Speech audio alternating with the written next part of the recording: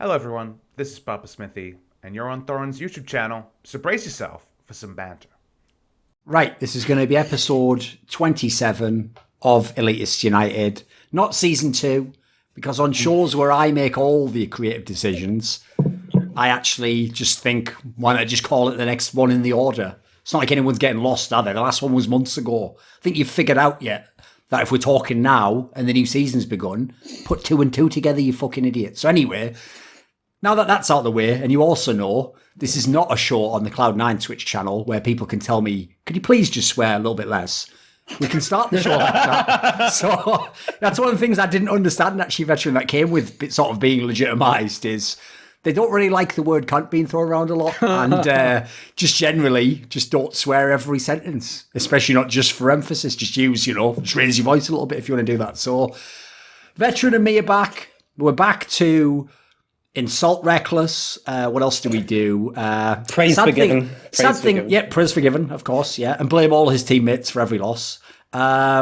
Sadly, Splice changed, and we don't talk about LCS, so we'll have to just pretend Cobb is decent. In fact, what we'll do, Veteran, is in line with our brands, we'll now pretend he's better than he was because he's in NA, and be like that. He's like, he's like a top European marks. I'll probably even call him a marksman, just be a cunt.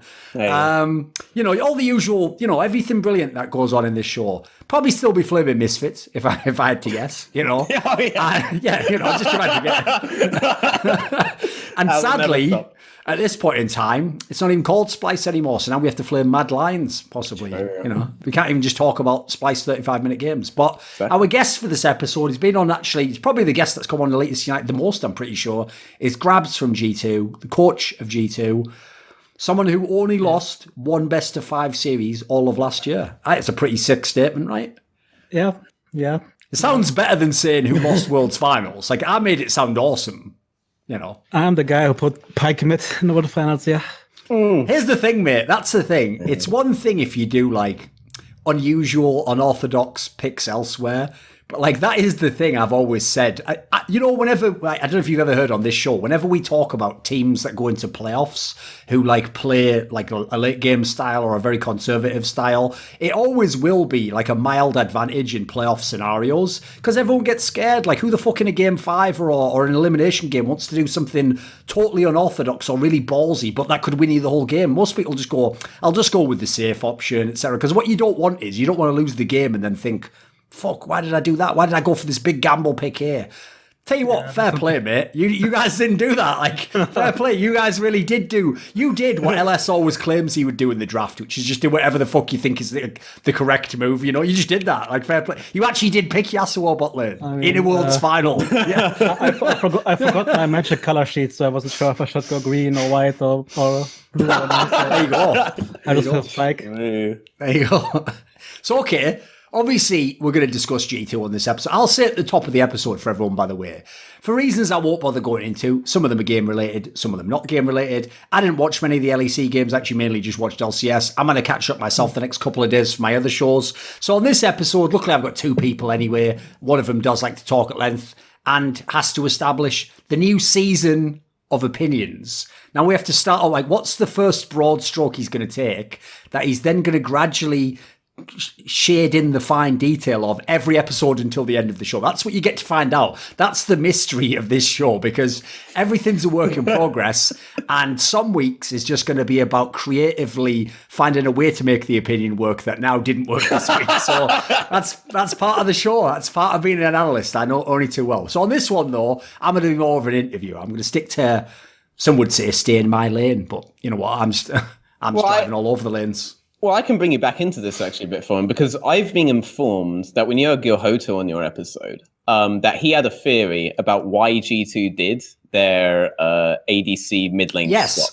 Yes, you're right. Okay, yes, that's right. Do you want me to bring it up then? Shall I just I'd like yeah, the reason why actually that's a pertinent point to bring up here, Grabbz, is because it's actually an angle I never thought of and I didn't hear anyone else discuss, which is, right, there was 2 elements to this theory. One, he thinks that since technically in the way that the rules are set up now, where they changed circuit points, technically spring split doesn't matter in the sense of do you win worlds or that stuff? It only matters in it's self-contained essentially, except for you qualify for MSI. So one theory he had was well, if it doesn't work in the spring split, they can just change back, be good in summer split with the old Perks as ADC and go to Worlds. So there's one angle I hadn't thought of. And then the other one that I actually think is an even better angle is because Perks has played ADC, it's very different if I did a role swap like what they're doing in that academy team of Dignitas where they're making like Phoenix the ADC. Because if Phoenix doesn't turn out to be a good ADC, you haven't got an ADC. That means you have to get rid of Phoenix or get someone else. The reason why your move is genius is because if for some reason, I mean, we're going to assume it's Caps, doesn't work out in his role, you can literally just role swap back and then you've got a sick team straight away. So, like, the actual risk isn't as big as people would have initially thought because everyone's initially thinking, but what if Caps fails? Like, won't the whole team be back? Like, what do you think on this angle? Was this actually something in the thinking of what you guys were thinking of, Grabbz? I just want to add one extra thing onto it. Is that also, if it doesn't work out, you basically just got a free mental reset in spring after spending a year working obscenely hard all last year, right? And so with that added on, I actually agree with GeoHota's opinion, but obviously I can just ask you now, right? I don't have to, you know, we don't have to speculate, exactly. Yeah. There's both ways. So first of all, the motivation part. I think if you would have stayed the same, it's going to be really hard coming from quarterfinals against FPX to suddenly play SK and Mad Lions in the LEC in a best of one, and then stay motivated to try to improve. Which of course also, I mean, the region is not that good compared to, like, of course, the world's best teams, and also we are not a good scrim team, so it's also on us, right? So I think if you would have tried harder even then, the benefits wouldn't have been there. Secondly, I mean, it was an argument to say we can go for the swap because if it doesn't work out, it will not take much effort to swap back, even though we do believe that this in the long term would be beneficial for the entire team. It just made the decision easier, honestly. But yeah, again, we wanted, like what Veteran said, the mental restart. This is way easier not to do it this way because now we have actually things to work on in terms of communication, which is always pretty easy, and a bit more relaxed than in-game stuff itself. And we also work on like structure stuff on the side. So we're going a bit on the easier route right now. I'll even throw that in as well. Like, that also brings up another element that doesn't make this like another role swap. Because remember, every other role swap basically doesn't involve two people swapping roles. You swap one role and bring the other player in. So there's another angle. You start with the same communication setup, except the players are just in different lanes. Like, they already know each other. They already have some sense of how they might want to play. So that's not a bad angle to have as a backup as well. It's not the same as a traditional role swap. Yeah, I mean, communication changes a lot, actually, just because of mid-jungle and how bot lane communicates. But yeah, I mean, of course, it's way easier than getting a completely new rookie who wasn't in a team before, right? Also, I think maybe it's in a special situation because Caps and Perks are so good mechanically. I don't think the swapping is that difficult because ultimately in a team game, at least in competitive, you still play around pressure, you still play around your jungler, you still play on stacked waves. So as long as you don't completely like do a Woolite and recon the middle of the lane or something, I don't think it's that hard. Even though, of course, there are some smaller issues that Perks also had that we see in scrims right now. For example, Caps tends to recall a bit too aggressively or hits the tower and mid as free when he shouldn't because Wonder and Perks are pushing sides. But these are the same issues that Perks also had in the beginning, and therefore I don't believe that it will be it won't be hard to have the same impact, I think. So Sven syndrome, basically, where in the 1-3-1 he just plays too aggressively on mid-wave, is what Caps is doing, which Perks was doing initially beforehand. Yeah, and I mean, before our meta was Kai'Sa and Xayah, so you kind of have the panic button. But true. Now you're Fierce and Senna, so if you get caught out, then, you're dead. Another thing as well is that it's not just mechanics, right? Like, Caps is also quite vocal now. He wasn't initially on Fnatic, but he became really vocal. And on G2, I assume he's just been vocal since day one. And this has always been one thing that you lose when you have Mickey X on your team. I don't know how he is now, but famously, he was always rather mute. So in Hans Sama plus Mickey X was a lane. That was incredibly strong in the 20-minute win meta, but obviously not very strong outside of that when you actually needed communication and team play. And Caps will bring that, which Perks also brought down there, which is why I was always saying that my opinion on this role swap is exactly the same as my 2018 December opinion on the G2 roster. You just trade the names around because you bought the same shit, basically. Basically, yeah. Right. I've got a question I have to ask you, Grabbz. And this is one of those examples of where even if the person won't give you an answer, it's worth asking the question to find out if they can tell you anything, which is another angle on that role swap. Is it's one thing if this role swap is just 100% and now forevermore Perkz is a mid laner and forevermore Caps is an ADC, but an obvious thing that people would at least contemplate if they had two players who had played both of the roles is, unlike any other team in the history of League of Legends, you could in theory any game do a swap back if you wanted to do like a draft surprise on someone, or you figured out there was a weird pinch in the drafting pool where they would think that, like, you know, the Yasuo was going mid and then instead it goes ADC and Perkz plays ADC that game. Like, is this actually planned at all? Again, obviously if it's a super secret thing, you're not going to tell us, but I have to ask just to see if it was in your minds at all that there might be swaps back on occasion. Not really. I mean, we had already last season the mentality if a champ is good, it's good mid and bot. Okay. To play around it. So I think if a champ is good, both will play it, and then we can still do the same thing without swapping players. Yeah, I just think there's no reason to have this little like mind games where suddenly our D carries mid lane just because Syndra's in the game or something. Like, I expect both players to play the champs they play on the highest level, and the lane didn't change, right? So it doesn't make sense at all. Yeah, I think it would be more relevant if it was maybe like a top and mid swap, because in the top and mid swap, then maybe the opponent's choices could suddenly swap into mid or top section. You may have to match that, right? So say you'd swap Wander into being your main mid laner, he obviously wouldn't have an issue then swapping top to try to match the bad matchup, but you're not going to get Misfortune going mid lane. You know, you're not going to get Misfortune going mid, or you can get Senna going mid, that's besides the point. You're not going to get Aphelios going mid or anything like this. So that kind of dynamic won't really get to work out. I think they're just going to know whether it's in bot or whether it's in mid, and they'll just give Caps the bot laner, presumably, and Perkz the mid lane. I also meant, though, that you might just swap the players, not even just the champions. Like, that would be another way to trick someone, you know. Like, that only makes sense, though. Like, if we... Like, let's say, what champ can we take, which isn't played? Teemo. Teemo is the better mid laner, but it's played by Caps. Why doesn't just Perkz play it if it... Yeah. Right, I see the logic. Yeah. I just meant more as the way to throw the opponent off. Like, put it this way, if I think of Caps and Perkz, they're pretty different mid laners. So if I've spent my whole week trying to figure out the jungle mid path, I guess the argument against that is it would only ever be worth it in a rare one-off because it ruins your own practice to some degree. Yeah, and I feel like we in G2 have enough tools to throw the opponent off and draft if we need to. Yeah. Or ourselves sometimes, that's also something we can do. You also get to not choose favorites here, right? Like you get to say that they're both equally as good on both of these champions. So there's no real we don't get an advantage from Caps' pool, throwing him into mid lane and Perkz' pool into bot lane, right? Theoretically. Yeah, pretty much, yeah. Yeah, he's one of those parents that has to just lie and say he likes both kids the same. Exactly.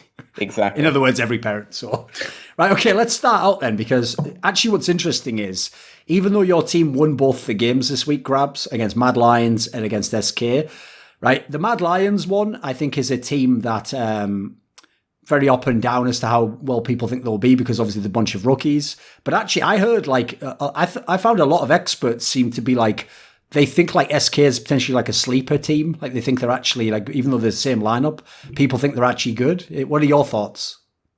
I think teams? that Sakura can be really good. I think Limit can be good. And the others are kind of stuck in limbo. Crown is fine. Yeah, I don't think they're going to be a playoff team. I don't think that they are 5 bad players. I agree with him about Sakura and Limit being good in their specific niches. I just think that this is kind of a perfect storm of they're not individually S-tier players or A-tier players like the Misfits roster from last year was, but it is somewhat as poorly put together as last year's Misfits roster was, right? So in the perfect storm of that, I've actually had SK as my lock for 10th place team, which Misfits are really trying to wrestle away from them. Since like the off season. So I don't know who thinks SK is like a sleeper team. I would assume that if they're voting for to make the playoffs. To make playoffs. No, I would think hard, they're like a solid 10th team for me. Wait a minute, we've got to do this discussion then. Why are they the 10th team then? Because when I look at the other rosters in the league, right? Okay, so I'll go immediately, as you say, Misfits, I'll take them to be 10th immediately. Then I'll go with I think I would probably say, I think personally I would say Excel. I don't care what they did this week. I would have said them on paper have a chance to be a bad team. And then the other one in the mix is probably Vitality, depending on what goes on with their bot lane. So, sure. like, I don't know that, like, I agree with you, by the way. There's no player on SK who should have a chance to be the best in their role. Yeah. But actually, the other way around, they have decent players in every role. They have decent players in every role, but at the very least, Misfits have two things above them that cause me to rank them above them. One of them hasn't really worked out right now, but I'm just going to man up and say what I was saying anyway. So first off is that they are starting Featherven, and Featherven does genuinely have the ability to be the best in his role, and he was the best player on them in the 2 games that they were playing by far. B-Voy has obviously turned out to somehow be even worse than what we were expecting, but that's what have you. Denick and Razzaq, however, have played together for over a year, and they have pre-existing synergy in a way that basically no players on SK Gaming has. Fair enough. The best synergies that they had was Selfmade plus Dreams, and they're both gone. Right, they're both gone. And Trick is just a fucking AFK 2-6 jungler, which he aptly demonstrated in his first game back. So there was at least some sort of pre-existing synergy for Misfits, where I figured that they would cheese some early wins probably with this, especially if they just played super hard around mid lane with Featherven, which is what Razzaq like to do. SK have no such synergies at the start, and they have a bunch of mediocre players who'll get outscaled by everybody on the enemy team in the long run across the season. So I never saw a window in the season where SK Gaming would be able to push through, and I don't even see in terms of an individual carry player on their team that would be able to push through like I do with Misfits. So for me, they were solid 10th. Whereas Misfits may have a chance either going further in if Featherven super steps up, or to cheese wins early doing the shit Razzaq does, which is very easy to punish right now. It's just propensity to gank mid. Do you think they're the worst team in the league, Grabbz? Yeah, I mean, again, I think every players of theirs could go to another team and not essentially worse. But them just all together kind of make it uninspiring. I think Sakra's a pretty smart player, but it's not a hard carry. I think Janex and Trick is a lackluster mid jungle 2v2. Like very passive. They're not going to take over the game. They're not going to give pressure to side lanes. Yeah. And I think Crown is also pretty decent to get out of limit. But then again, if the mid jungle is losing, they can't push bot lane. So yeah, I think just as Veteran said before, the match of these players doesn't fit. Like if they're like a more productive jungler, maybe I could see it. Yeah. But I think in this combination, it's really hard for them. Because they need a jungle. I just want to say that the key thing about the jungle aspect is that Limit has no real experience carrying early game states like Dreams is doing, and Dreams is doing that with Selfmade there, right? They need an early aggressive jungler to make up for a flaw that Limit has, but instead they have something that emphasizes the flaw that Limit has and makes it really bad for them. If you're building a team, you need a team that overlaps the flaws so that the flaws from each individual player are disguised, like what Hylissang did for Broxer. They don't have anything like that on this roster. So, well, I've got to ask then I mean, obviously you've talked about it when he was in Schalke, but let's expand a little bit there because I want to get Grabbz' take as well. Sure. Usually when people come on this show or any of my shows and we ever talk about Trick, all people do is just revert to like, well, he's a 4-time LCS champion, and and if it's anyone who used to be in G2 at that time, obviously it was before your time. So if I'm ever talking to fucking Youngbuck, or if it was ever Dylan Falco from Schalke, they just make it sound like he's going to be like a top tier jungler in LCS. Now, I'll fully admit, even though players do change over time, and obviously even the jungle role changes, I was always on the train that I thought he was pretty overrated, even when he won those championships. Like I always thought it was whack that he was the MVP. I always thought, like, what the fuck is that? But whatever, we'll put that by the by. What's your reason for being skeptical of him now, Grabbz? I'm not skeptical of him. I just think he's one of the junglers who shines with good laners because objectively he's pretty smart about being there for pushouts while farming efficiently to level 6. Which is good if laners have pressure, but if laners need help or they need the mechanical 2v2 outplay for push out, then he doesn't shine, right? So that's also why it doesn't fit in a team. That's why it didn't fit in Schalke that well as well. So he's not a player who's gonna like carry their teammates or make it like a sick lead play. It's just if they are good, he can get them to the point where they can carry. But if the team has no carry player really, then he can't. Like he doesn't offer anything in that regard. So that's why I think he's also lost on those kind of rosters. That also being said, I think at the moment, what tends to happen with these players, I think what also happens to Miffy in the regard is that they're stuck in their winning ways. Yeah. That 7 maybe you could just be a jungler who pushes out and be fine, but the game changed a lot. And he did not change with the game. So I think he's just a decent jungler at best. A smart jungler, but nothing that will make a team suddenly go playoffs instead of being a 10th place team.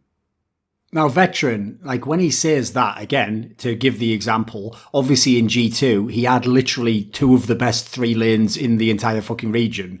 Now, here's the problem I have with that, is a lot of people would be a pretty good jungler if they had 2 out of the 3 best lanes in the fucking game. It's like saying, well, I'd be a really good driver if I had the best fucking Formula 1 car. It's like, yeah, but the question is, what would happen if we were all in an equally good Formula 1 car? Before Veteran even talks, I want to jump in there. Yeah, go on. I mean, there's a reason why the early game in G2 is a shit show. It's because everybody's so fucking good that they want to win the lane constantly. Like nobody, they can play Excite, but they don't want to. If Chanko says, general top side, one was like, I can outplay. Don't worry, I play 1v2. And then after I'm like, I'm sorry. Bot lane, I can outplay. Legit, watch the game against SK. We know Jarvan's bot, we die.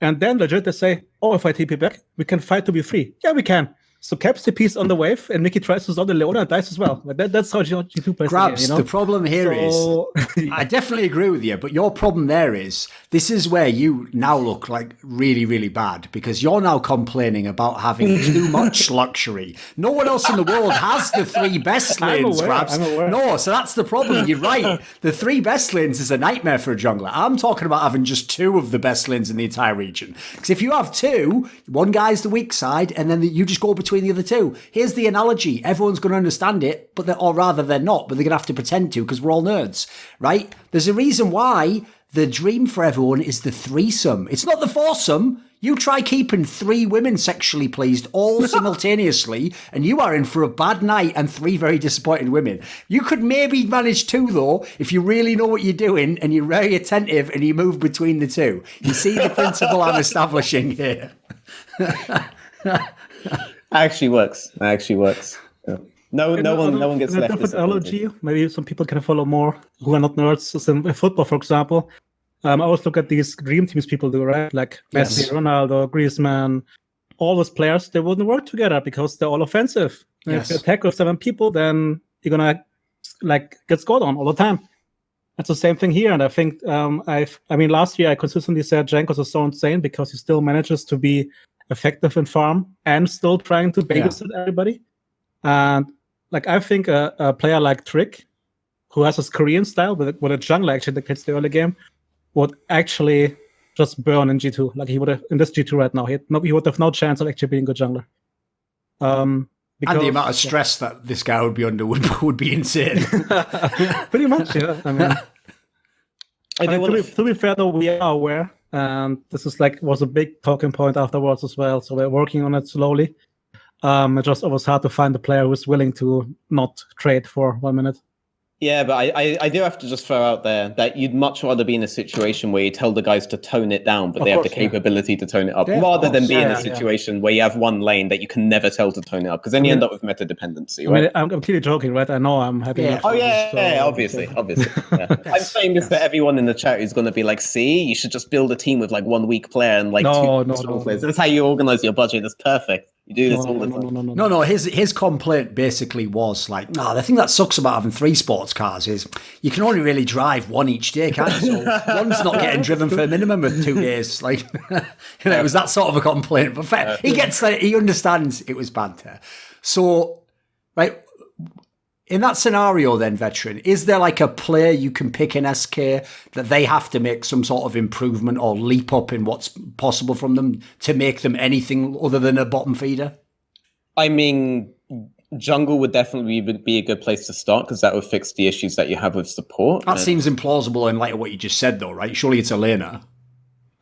Talking about, I mean, you need 3 laners before Trick is useful. You or at least 2 new laners before Trick is useful. Whereas if you just replace Trick, there are ways to play around it. Given that Crown Shot peaks at B and he's a bit coin flip, but at least someone who's peaking at B, if you play around on a 3-man on bot side, or you play through mid with Gen X 2 bot side, we did see Gen X do leans with Selfmade, something that Trick will never do. You at least then unlock Limit to do something around the map, and then you just have to teach Limit what it is to do around the map with jungle. If you place jungle, you can immediately start doing something similar to what Lox Tigers did back when they first started coming up, when they weren't actually the fucking triple threat team people thought they were. They just understood how to set up the map to play in a bit of a more defensive fashion to before. I would honestly say jungle's the first. Obviously, everyone in the comments is now going to say, of course, you'd say that that's where the import is. But honestly, you either do that or you find the most god tier support player in the world who can both win the shit out of lane and then carry the map, but still backs over in vitality. So you're not going to be able to do that shit. And he's not going to carry every single fucking game. So why not just grab a new jungler where there are like 50 billion junglers that are waiting to come up? And that's probably the most immediate thing. Otherwise, you have to replace 2 lanes. And it will probably be that you'd have to replace Sakura and Genax with people who are just amazingly better than they are right now. So. Also, if you're in the comments, don't just get jelly that in our region we criticised the imports. Yeah, true. True. And say, why don't they just replace him with a guy that's sitting behind his back, who's better? Yeah. No, so, I mean, I don't understand why Memento is not in the scene right now, right? Like, Memento would actually be a really fucking good jungler for that specific team, and Grabbz knows this because Grabbz has watched this guy carry 3 inting lanes. Let's be real, though. I agree. States. Obviously, Grabbz' Rockout was the classic team that he basically made his name in. The problem is, Memento is a perfect example of someone who was, like... If I should actually do like a series where I rank like Reddit narratives that are in vogue at the moment, it's like buy and sell on these Reddit narratives. It's a pretty good concept, right? Because he's someone to me where Reddit narratives have killed him. His career is dead at the moment because of Reddit narratives. Because the narrative is he was one of the reasons Schalke was shit. Whereas it's like a little bit, but not entirely. You know, there's plenty of other reasons you saw when he left. So what would you say, Grabbz? As we say, he was obviously one of your players. I mean, I haven't worked with him for a long time, and I knew he had some mental issues, some mental blocks, let's say, in Schalke, which also did not help, of course. But yeah, I mean, he's the guy who's willing to take a risk, right? And I don't want to coin it coin flipping because that's of course negative, but he will make educated risk basically, which his team would need. A team like MSK. Of course, there will be a game where he invades and dies, and then suddenly the game is lost. But he at least gives him a fighting chance, I think, in that regard. That's at least from what I know of him. Back that's also like already 4 years ago or something. But he was also a guy who's pretty good for team atmosphere, and just a guy who basically. I don't want to say he's a leader, but people look towards him in terms of work ethic. At least that's how I know him. So I think he's a good fit for most teams. And just a bit more aggression in the jungle. Or as Veteran said, then we need to start swapping laners around Trick if we want to keep him. Mm-hmm. In that case, there's an obvious transition point because I would say the irony of the fact, as you say, Veteran, that if you look at the LEC right now, there's a couple of teams could use Memento, and one of them is the team that basically killed him from the Reddit narratives, which is Schalke. Because listen, I feel like the entire off season was a massive cock tease from Schalke. Because what everyone did was this. I'll run through how Reddit works, right?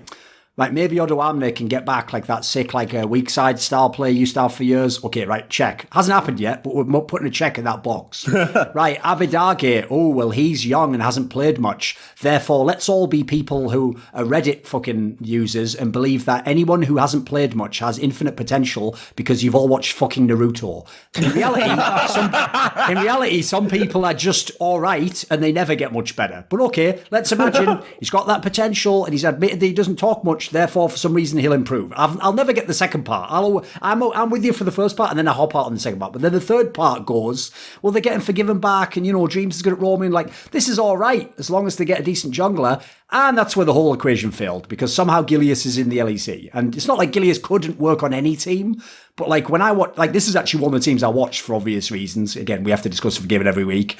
And I have to say, first of all, I don't think you're going to see Forgiven on a lot of shows this split. That's a prediction if you know him as a person. And secondly, one of the reasons you won't is because how he would be able to answer any questions without hard flaming Gilius and possibly others, I don't even know.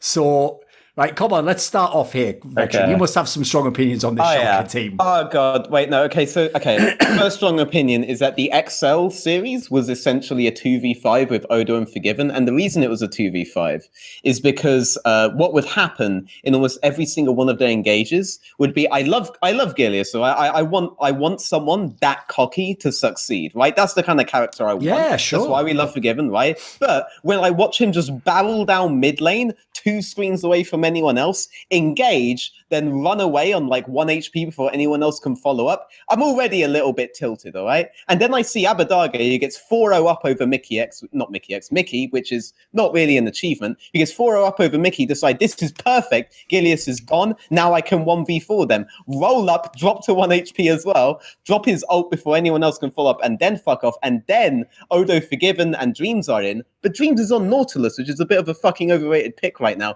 So it's basically a 2v5. And that was how most of this game went, despite significant advantages versus XL that they were able to get early on. So it legit looked like Forgiven was elo held at many points. There were a couple of times, obviously, where you could say, all right, this is definitely not a wave that Forgiven needed to fill the need to pressure. It looked like he was trying to set up a fucking Fnatic death rush on almost every single push out that he could. And there was at least one point where he literally hit a ward instead of hitting an opponent, which would have absolutely executed them just because he had attack move on. But outside of those sorts of minor things, Forgiven had a really good 2 games. And the first game, I just ended up feeling fucking bad for him because he had a 4-0 Cassio and it was just completely ineffectual. And Gilius was trying a bit too hard to start things going here. So yeah, I mean, I couldn't watch the game really, timing wise, but I saw the draft and I felt personally attacked a bit for my throne of inting drafts. When the opponent first picks Braum and your answer is, hey, Orn, let's go. Yes. As the blind pick on 1-2, that's already kind of reportable. And then also like a champ like Senna goes through, who would have a follow-up on Javan ult, by the way, with her own ult and Q. Yeah, they hovered it as well at one point, and then they just decided fuck that, and then went through seconds. I don't know. Yeah. Also, I've got to say as well, Grabbz, I do feel like this is where you know when people have scrimmed a team and they feel confident they know what to do against them. So obviously, everyone's eyes are on Forgiven. Like, what can he do in this game? Well, good luck playing when you're against the fucking Yasuo and Braum as the specific ADC that he's playing. Like, enjoy playing that, Sire. That will be a fun game for you. Yeah, well, of course, it wasn't hard. Near for Cassio as well. Like the comp they're playing really hard for both carries, especially then. Like, I mean, if you have Xayah and Cassio, what you want to do is basically let them come to you, because then they have to walk to Feathers and Miasma, and they can't do shit. But instead, if they jump into every fight, like I don't know, animals of rabies, then it's really hard for the carries to hit. I do have to say on the Cassio pick, I was a bit confused initially about why they rotated Cassio into just counter-picking enemy bot lane straight up there, because you see entirety of enemy bot, you have Nautilus down, you could just counter-pick there. And then I realized I'm pretty sure what happened is that Forgiven was considering going Senna straight up there, because you did see the hover, and what happened was that instead he decided if he did that and the enemy picked something like Gragas, then it would be FF for him, so he said that he would rather go through into lost. I'm pretty sure that's what was said. But I'm pretty sure it was a Abadaga call with Zoe and LeBlanc being banned, which are considered the best answers to Cassio. Has he ever? Yeah. Well, I think there's one answer to Cassio, but only SK Gaming bought it out, and that game still lasted 5 billion years. I mean, there are more champs, right? It just depends what champ is, and the most common picks against it is LeBlanc and Zoe. So I'm pretty sure what they thought is, okay, they're banning for us for mid, let's pick the best blind pick. Sure. And there's nothing good they can pick. Because even Yasuo Gragas is always, I mean, we are the main Gragas Yasuo is really flippy, right? Sure. If you get ahead, you look really good. If you fall behind, then you're really useless. So I can see what the pick Cassio there. Senna, I mean, actually, the Xayah's way better into this team comp than Senna, so that's true. Yeah, but you wouldn't know that if you picked Xayah right there. So then I kind of agreed with doing Cassio there. Yeah. I don't think composition was necessarily the issue anyway. Like, they got significant advantages, albeit like the mid lane advantages were basically gifted to them through poor play by XL. But they had every advantage to win out this game. And they just didn't let anything on properly. It was very fucking tilting to watch. In this game, since it was a game I did watch, I actually do have a question relating to the meta that came up in this particular game, which was obviously there were all these weird moments in the game where it wasn't actually a bot lane duo in the bot lane. Sometimes it was just the ADC, sometimes the support was in another lane. Yeah. Like, is this actually something that we're going to see more commonly?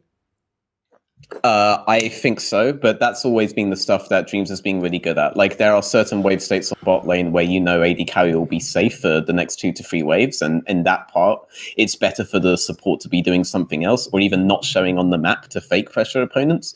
Dreams was always very good at transferring what would be a good wave on bot into like a reset on mid, or into a setup for Herald, or stuff like this. That was the stuff that he was ahead of people on in his initial spring split, and I think everyone was kind of surprised to see Forgiven allowing that, because back in the day it would always be that Forgiven just wanted to pressure next wave and next wave and next wave and next wave. So this does show the kind of evolution we wanted to see from Forgiven here.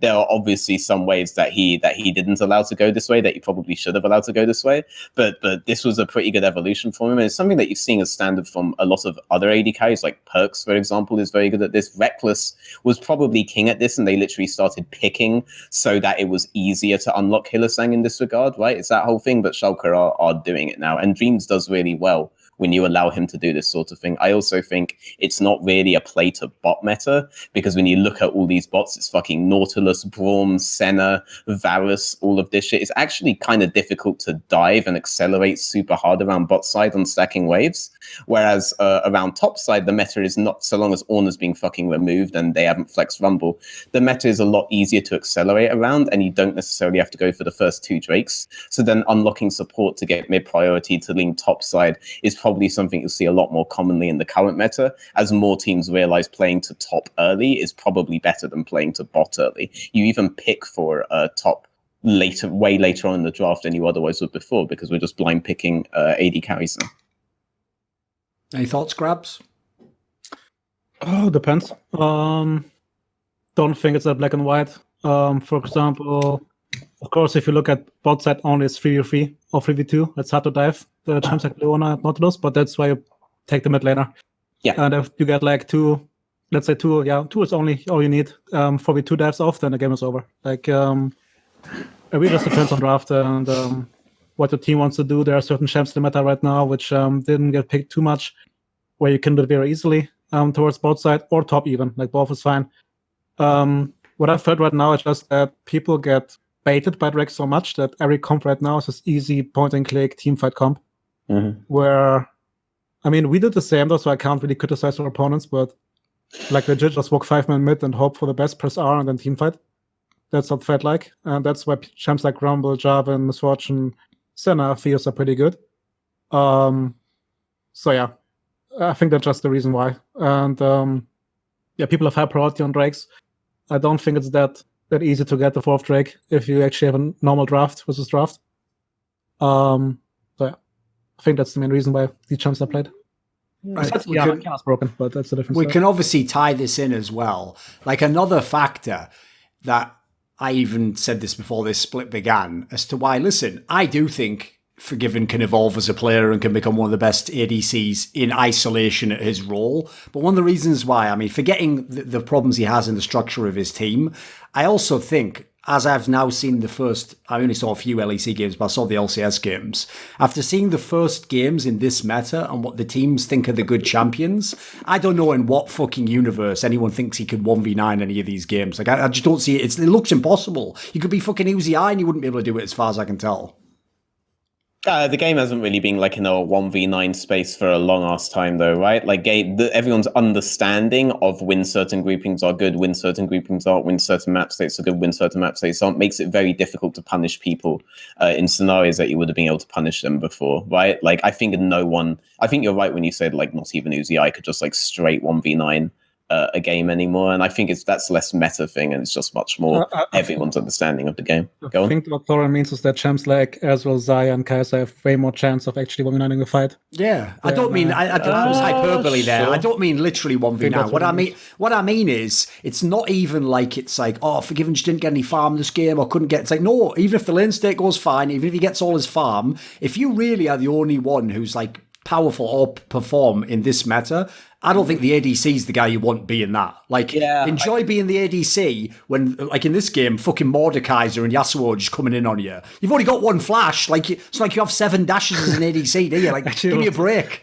The best example that was so hilarious actually was a game against Mad Lions, the last team fight where Nautilus just walks up to Aphelios, presses R, and there comes the fucking Kiana from the side. Yeah, exactly. Not play at all. Like, being AD carry right now is not very nice. But thankfully, Caps is my ally now, and getting Mickey to play Tahm Kench because it's the only champion that can kind of like make you live. And those. That's the angle you have to go with now, right? Yeah. There you go. I guess maybe Aphelios is like a 1v9 champ, but it's not. I mean, nothing is really 1v9 because, like you say, Nautilus will just point and click him, and then he just dies. So yeah. In that sense, I guess you're right. I think Caitlyn is actually like low-key viable in this meta in certain states. Depends on how the bans go, but I think that you will probably see Caitlyn at some point, and that's something. Forgiven's almost certainly going to play it then, right? Caitlyn played in the Master Cup, no, in certain matchups, and I think has pretty good win rate, like 80% or something. Yeah, I actually think it's low-key viable right now, and that would be a way that Forgiven would carry based around map tempo as opposed to just straight 1v9 every fight. But because of the way that he'll play out map tempo, he'll get to the 3-item spike without ever being punished on 2-item, like he always used to, and then just like 1v9 the fights, right? So that would be a champion that maybe Forgiven could carry on. But we have to see them like lean further towards those kinds of champs. That would be my only response to that. Yeah. Okay. Right, what about, I think a fun team to pivot to would be talking about Origen. Obviously, yes. Here's the thing. Even though to me, I actually just think that the Origen off-season moves were interesting. I don't think they're all necessarily automatic upgrades or like make them that good. I notice, now that they've got the new players, they've gone right back into the shit-talking mode, though, and they now feel confident pretending that they're going to be the contenders and they're going to be potentially win the split. So that's the good thing about getting rid of the team that fails to make the playoffs and gets wrecked in all the 3-0s. Like, now you can start believing that you could do it again. So, Grabbz, start us off on this. What do you think of the Origen lineup? I was pretty sure that they're going to be top 4 together with, like, we are first place, of course, and then Fnatic, Rogue, and Origen. Yeah, it makes sense. I think a lot of people had a similar idea. I also think that with the removal on Cold and Miffy, I hope that at least, like, especially with Xerxes, they're going to be more proactive.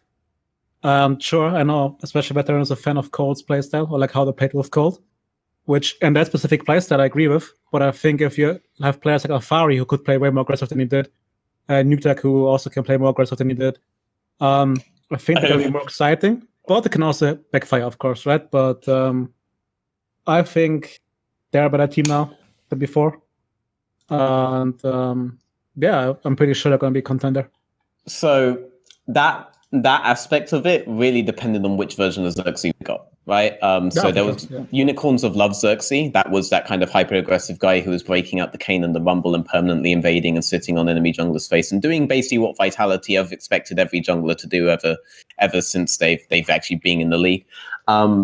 But then there's also the Splice version of Xerxes, who literally never invaded on first or second clear, and defended very strongly on here. That the only advantage that you get from that is that you just reset a camp for the enemy jungler and never entertained the idea that you could just literally leave a little raptor there and then you don't reset it and they don't get but a guy who would very rigidly defend not doing anything early game and getting your gold at 15 advantage over them and basically playing to disable opponents. This kind of guy is not going to get them to be a more proactive and aggressive team, and they didn't look like a more proactive and aggressive team when we saw them. They did look like my current favorite team in the league, though, so it's not entirely criticism. It's just that especially when it comes to a lot of the more aggressive... Wait a minute, your new favourite team is your old favourite team. It's Origen just again. Okay, we were going to avoid that. Okay. We were going to avoid that. But now that you've brought it up, it turns out I like Origen again. Okay. Yeah. But you know why I like Origen again? Come on. They're not just a version of Splice. So the old version of Splice disables early opponents, right, and then do fuck all. These guys do disable early opponent win conditions, but then I get to watch two of the best side laners in the league side lane for about 20 minutes and then win the game based off of that. I fucking love League of Legends when it's side laners playing side lane really fucking perfectly. I love watching that shit. It brings a lot of potential outplay potential, but outside of that, I just love watching the map actually play properly. I love watching 3 lanes versus 2 lanes versus 1 lane if you're against SK Gaming, who will just roll up mid-sectional Mad Lions, who will just, for some weird reason, 5-man Baron until the game ends. I love watching this kind of efficient map play come out. NateDOhDoubleG is still the best side laner in the league. I'm still very comfortable saying that. I know, obviously, the guy with fucking perks and caps is going to do that, but you can't Wonder if he doesn't. Okay. Yeah, but you have to let him actually do it, though. You just said earlier. Listen. He just said earlier that his team's strategy was just to walk in the middle lane and press R and hope. Like, you have to actually be in the side lane to be the best, though. Okay. You know? Against SK, it was really weird because Wonder was really ahead, and then, I'm not sure who said like, "Oh, we can win fights now. We can win fights now." Okay, let's just go mid and fight. Like that doesn't work anymore. But I mean, Wonder legit carried us to with perks against RNG in a team where we had no business being in semifinals of Worlds, and he can still play like this. So Wonder was my favorite player from your org until partway through summer when I decided Mickey X was the best player in the world. Wonder was my favorite then, but for the love of God, there were so many side lane states that you guys just hard entered around the map and that he himself couldn't do anything in, and blah, blah, blah, that I could never say that he was anywhere near as consistent a side lane as someone like NateDOhDoubleG. Almost really? Yes, and yeah, once we make it out of laning phase, because he made one pretty big laning phase cock up versus what was the second team that they played? Because, for example, I can see Schalke? long that like if he has a jump or something, I think he's pretty good. Yeah, but for example, when he plays like Ryze, I never felt pressured in my life against him. When he plays Akali or Aatrox, his side laning decisions last year were still incredibly well. Like I literally used one of his Akali games to show specifically the differences between when he side lanes versus when, say, Humanoid side lanes or Larssen side lanes, or even when Cap side lanes. Cap side laning is famously being a bit coin flip sometimes, right? NateDOhDoubleG almost never makes these kinds of poor decisions in side lane scenarios. And I also think Alfari is one of the smartest top laners in the world. I think he's right up there with like Soaz for me in terms of straight intellect. I do think Wonder is a very good top laner as well. Obviously, I have him in S tier, but I also have Alfari up in S tier as well. And he understood how to play side lane out beautifully. Even if he did that one cannon get away from him versus Fnatic, which would have sent his lead versus Bwipo even fucking higher than it was. But watching how Fnatic understood side lanes versus how Origen understood side lanes is pretty much everything you need to know about how far ahead these two guys are versus everyone. And within this, Upset isn't fucking inting in the 1-3-1 scenario like he used to do on Schalke. So this team right now looks like they're able to play out my favorite fucking map state perfectly, and I look forward to watching all of their goddamn games as long as they keep giving NateDOhDoubleG some form of assassin or something. But even on Malzahar, he understands how to make these trades well. So yeah. By the way, I can see a nuke. I don't think he's that exceptional on side, but One sec. One last thing is that any sort of, so there were plenty of times like in the Fnatic versus Origen game where you would have Selfmade move towards midsection and dramatically change the state of the lane into Nemesis' favor, or you would have Hylissang multiple times do it. I only saw once where Destiny moved towards midsection and the information exchange was in favor of NateDOhDoubleG to make aggressive trades in an otherwise losing matchup. Xerxes was never doing anything like this still. Xerxes is not facilitating aggression at all for them. We didn't see that this weekend. We had no reason to think that based on last year, but there was always the question of whether Xerxes would become Unicorns of Love Xerxes, right? But I don't think he's becoming Unicorns of Love Xerxes anytime soon. The only difference is that he does occasionally trade sides with heavy invades now, like trading blue buff for Ocean Drake is 100% worth, especially in that matchup, and trading bot side camps early on and getting information on Kiana's reset was absolutely worth when he did that versus Selfmade ganking top and getting Bwipo's only good map state that he then inted with Flash. But I don't think Xerxes. I don't think Xerxes. Keep in mind though, he played 2 Gragas games, and yeah, he's Predator, but it's not generally the champ you want to like go ham early because then people flash level 3. Sure, but compared to like Inspired's Gragas over the weekend, right? Inspired's Gragas did facilitate a lot of aggression for Rogue, and I think he was very strong on it. Let me see the draft which Inspired had, because 2v2 is really important, right? So he had Grass, Aurelia, AP, AD, they had Grass, LeBlanc, and Gragas, LeBlanc both games. So, sure, level 6 you can blow somebody up. Blowing up Diana's pretty hard, and blowing up Ryze, okay, that could be happening. Yeah, yeah, so I don't think that 2v2s were that insane. You don't have to blow up with them though. It's just if you do the information trade properly, NateDOhDoubleG knows that get a free trade here, and Diana knows she can't trade back because you're in a situation where you're 1v2, and then it doesn't matter if you get blown up or not. This would give NateDOhDoubleG a good lane state and a good reset, right? Which is something that Nemesis was able to get from his support jungle, but not something that that NateDOhDoubleG was ever able to get from his support jungle, because only his support player was actually doing this. NateDOhDoubleG had to get every lane advantage that he got completely himself, whereas Nemesis was able to rely on a much better support jungle network, which I also have to point out because I saw some real inters on Reddit saying that Selfmade did not look as good this weekend when he absolutely was outperforming. We'll get to that. Listen, don't skip to the later courses. Okay, that's coming. That's coming. True. So two quick things to say. Yeah, the problem is, Grabbz, like, I mean, you've seen the show before, you've been on it many times. If we don't interject at some point, Veteran does just give his opinion on every single thing, and at the end it's like, where the fuck do I start there? Like, can I have timestamps to what he just said? Like, you know, so anyway, two quick things to say. One is, like, one of the reasons why I think doing talk shows is really hard is because everyone in League of Legends has knowledge about League of Legends, but from their perspective. Like, for example, if I'm talking to another coach, he's mainly going off a few LEC games he saw and then what happens in his scrims. And so sometimes you get coaches or players who will completely like counter an argument you've given, but it's not that they're wrong, it's that from what they saw, they just never saw what you saw. So one thing that I find very weird is you would be amazed, Veteran, how many shows over the last 6 months I have done where when I jokingly bring up the topic of Cersei, like, well, he's not going to be super aggro early and he's definitely not going to put loads of pressure on, people are like, no, you're just thinking about the splice back when he had Odo Amne. Like, in the newer splice, he was doing all that. It's like, all right, mate, you know what? I've, like, again, as I've told you in LS, like, we can't pull up fucking screens and start going like frame by frame. So it's like, I just have to say, okay, you there's your opinion, I've got mine.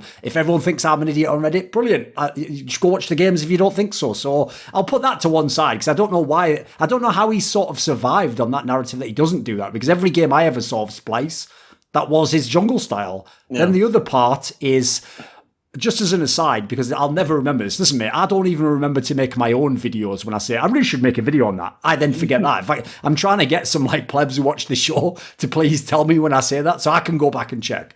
So as an aside, that is an obvious straight fire piece of content right there, by the way, Veteran. You make a video showcasing NateDOhDoubleG side laning, and the title of the video is why NateDOhDoubleG is the best side laner in Europe. Perfect. That's a slam dunk right there. And don't worry, I can now teach you a secret of the industry that I knew a long time ago, which is you can actually give away your secrets because no fucker will go do it anyway. Like, there's no really good content creator who's going to make this in the meantime. Like, oh yeah, you're safe on that one, mate. Like, we can barely get to make any fucking content, so that one's there for you all day long. So anyway, we'll transition now. Why don't we just transition to Fnatic? It's the obvious next team to talk about. They're in Grabbz' chosen 4-man group.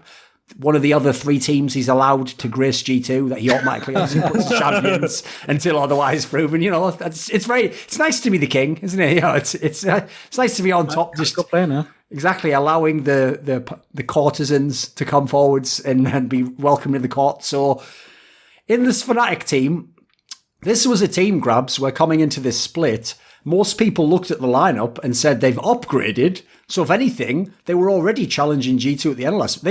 They should be potential champions. What do you think of what you've seen initially? On paper, of course, we're stronger. But if even Youngbuck is fleeing from this team, I wouldn't touch it with a stick. Like, exactly. If the guy who literally says, like, listen, I work a lot with like psychology and mentality, I believe any problem can be fixed. Actually, excuse me, I'm getting the fuck out of here. Yeah, I'm with you on that one. That's a bad sign. So yeah, they're taking time bombs and there's Fnatic, and if it works out for them, my respects, and they're gonna be fucking good. But I can see them being a team that suddenly in week 3 they're only 4-2 or 3-3, and then suddenly certain players or even coaching staff is a bit more aggressive, and then it goes to the shitter. So of course, Selfmade brings more to the table than Broxah did, especially last year. Could also be flippy. But I mean, he's good buddies with Nemesis. He will need the support, and they can play from it better. I think this time around with his strategies better. So yeah, for sure they're gonna be good. I still stand by the fact that I think we were horrible by end of summer last year.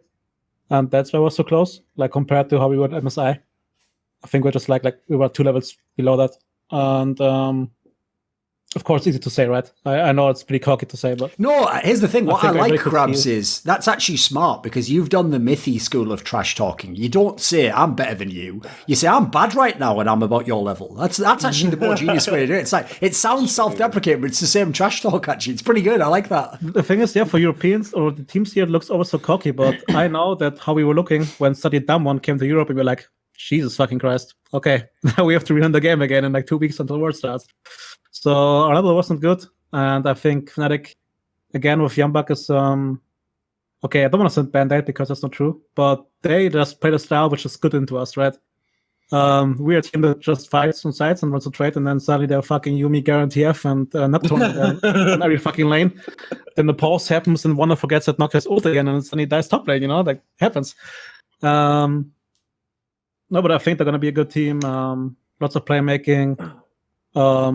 I'm a bit worried about top lane for them. I think it's very abusable, as Origen showed. Also because of some insights that synergy might not be good on top side. Okay. So I think that will hold them back compared to, I think, a team like Rogue, who by summer should be really good. Yeah. So I don't quite see my second place by end of summer, but they're hanging there, I think.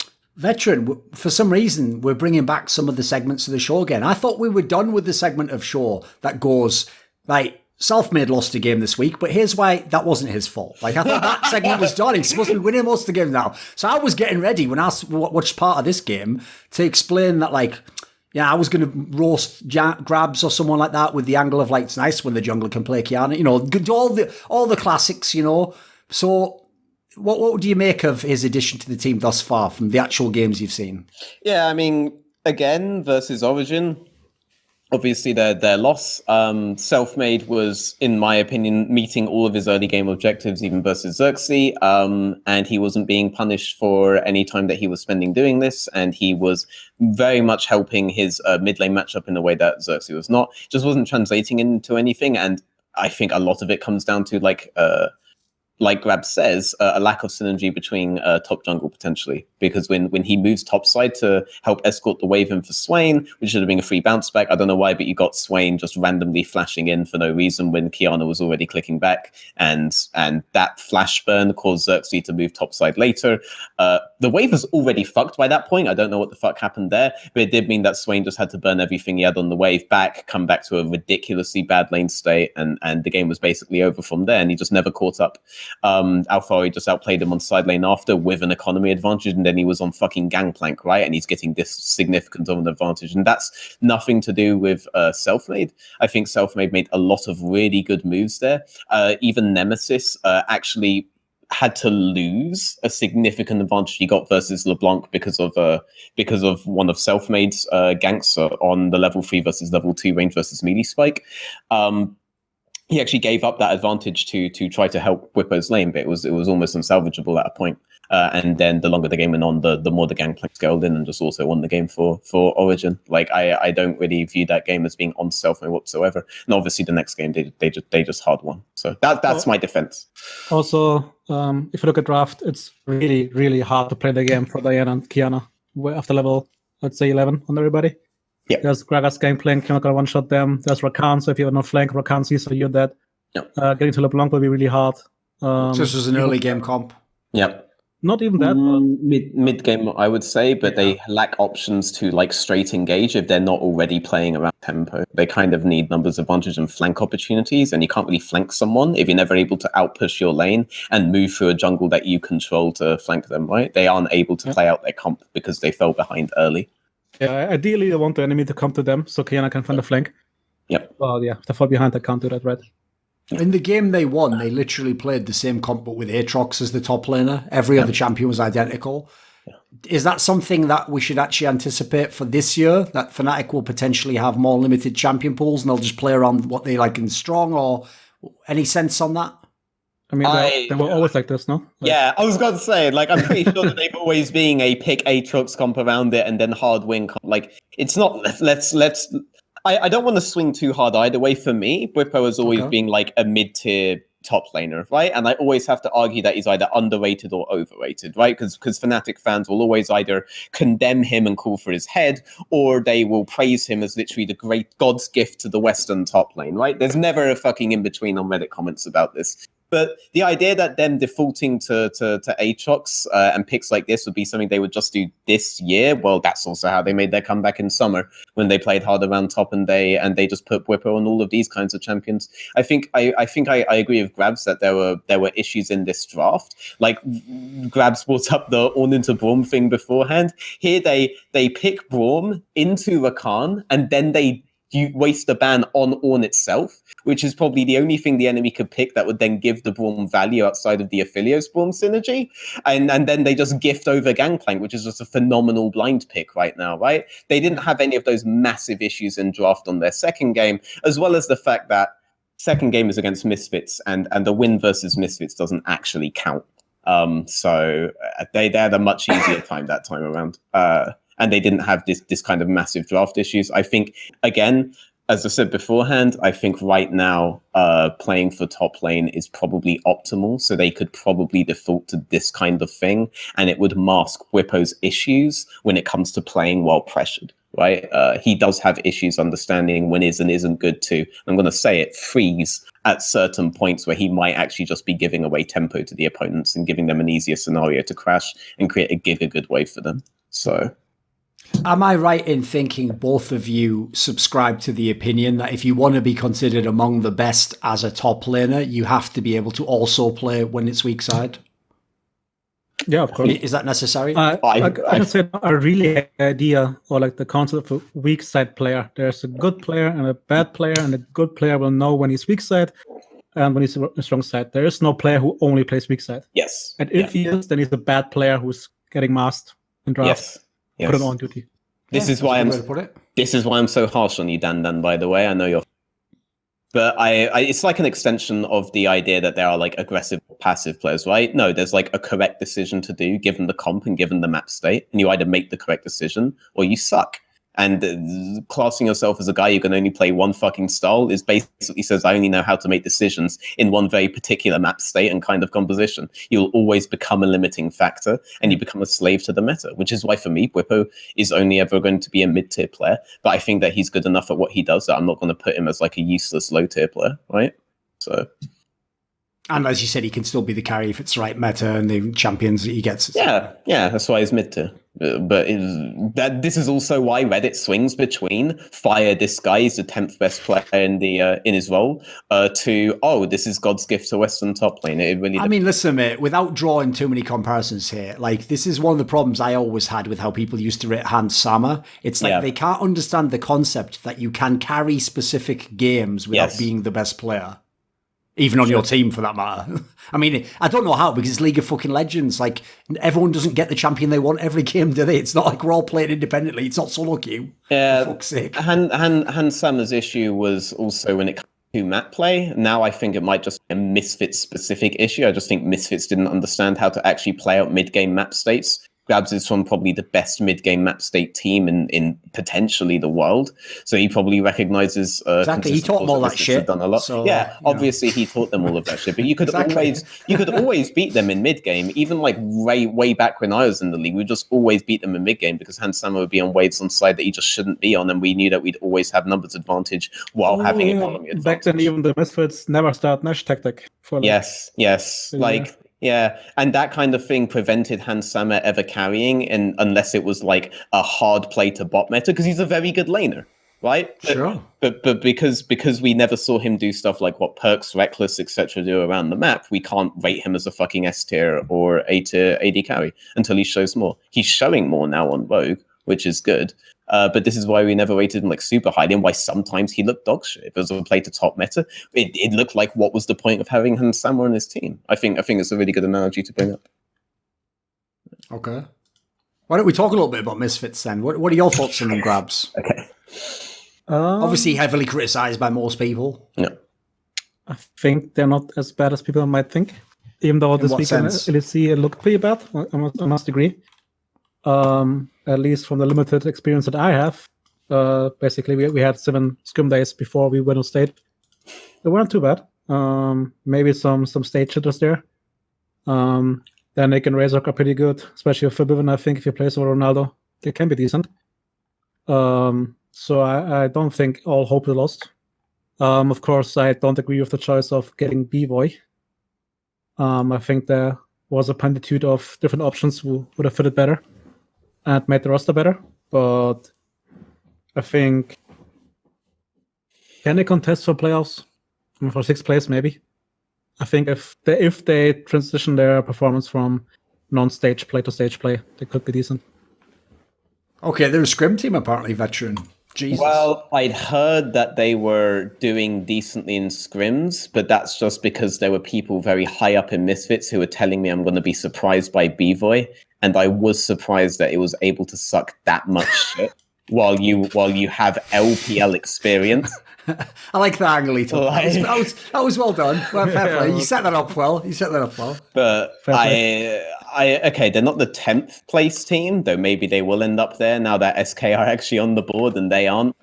At least they're starting Featherven. I thought Featherven looked like their best player. And you know what? There's a lot of views on my channel if you want to see me actually justify that, because he was, despite the fucking Reddit comments that I was hearing, yes, he definitely was the best player there. Razzaq and B-Voy both look like they're very out of their element. B-Voy because he's actually expected to play professional AD carry. And Razzaq because quite clearly when he's not doing his one style that made him very strong on Giants Gaming, he doesn't really know what to do around the map. He's not reacting to map states very well whatsoever. I feel like the other rookie junglers like Shadow are just going to roll all over him, and this guy is not looking like the next guy to enter the whole like Yankos, self-made, inspired, casual tier of junglers that I've got going in my head.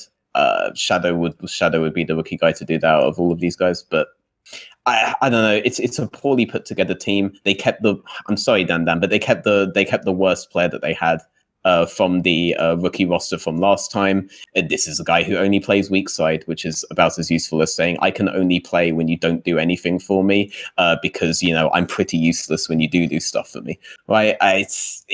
The Nocturne game he doesn't know how to play out even very, very basic early priorities, and that needs a lot of work. Huh? He went even E-second, no? Against Aatrox and 8 like 3 Qs or something. Oh my god. That's actually I didn't see it. That's actually a yikes.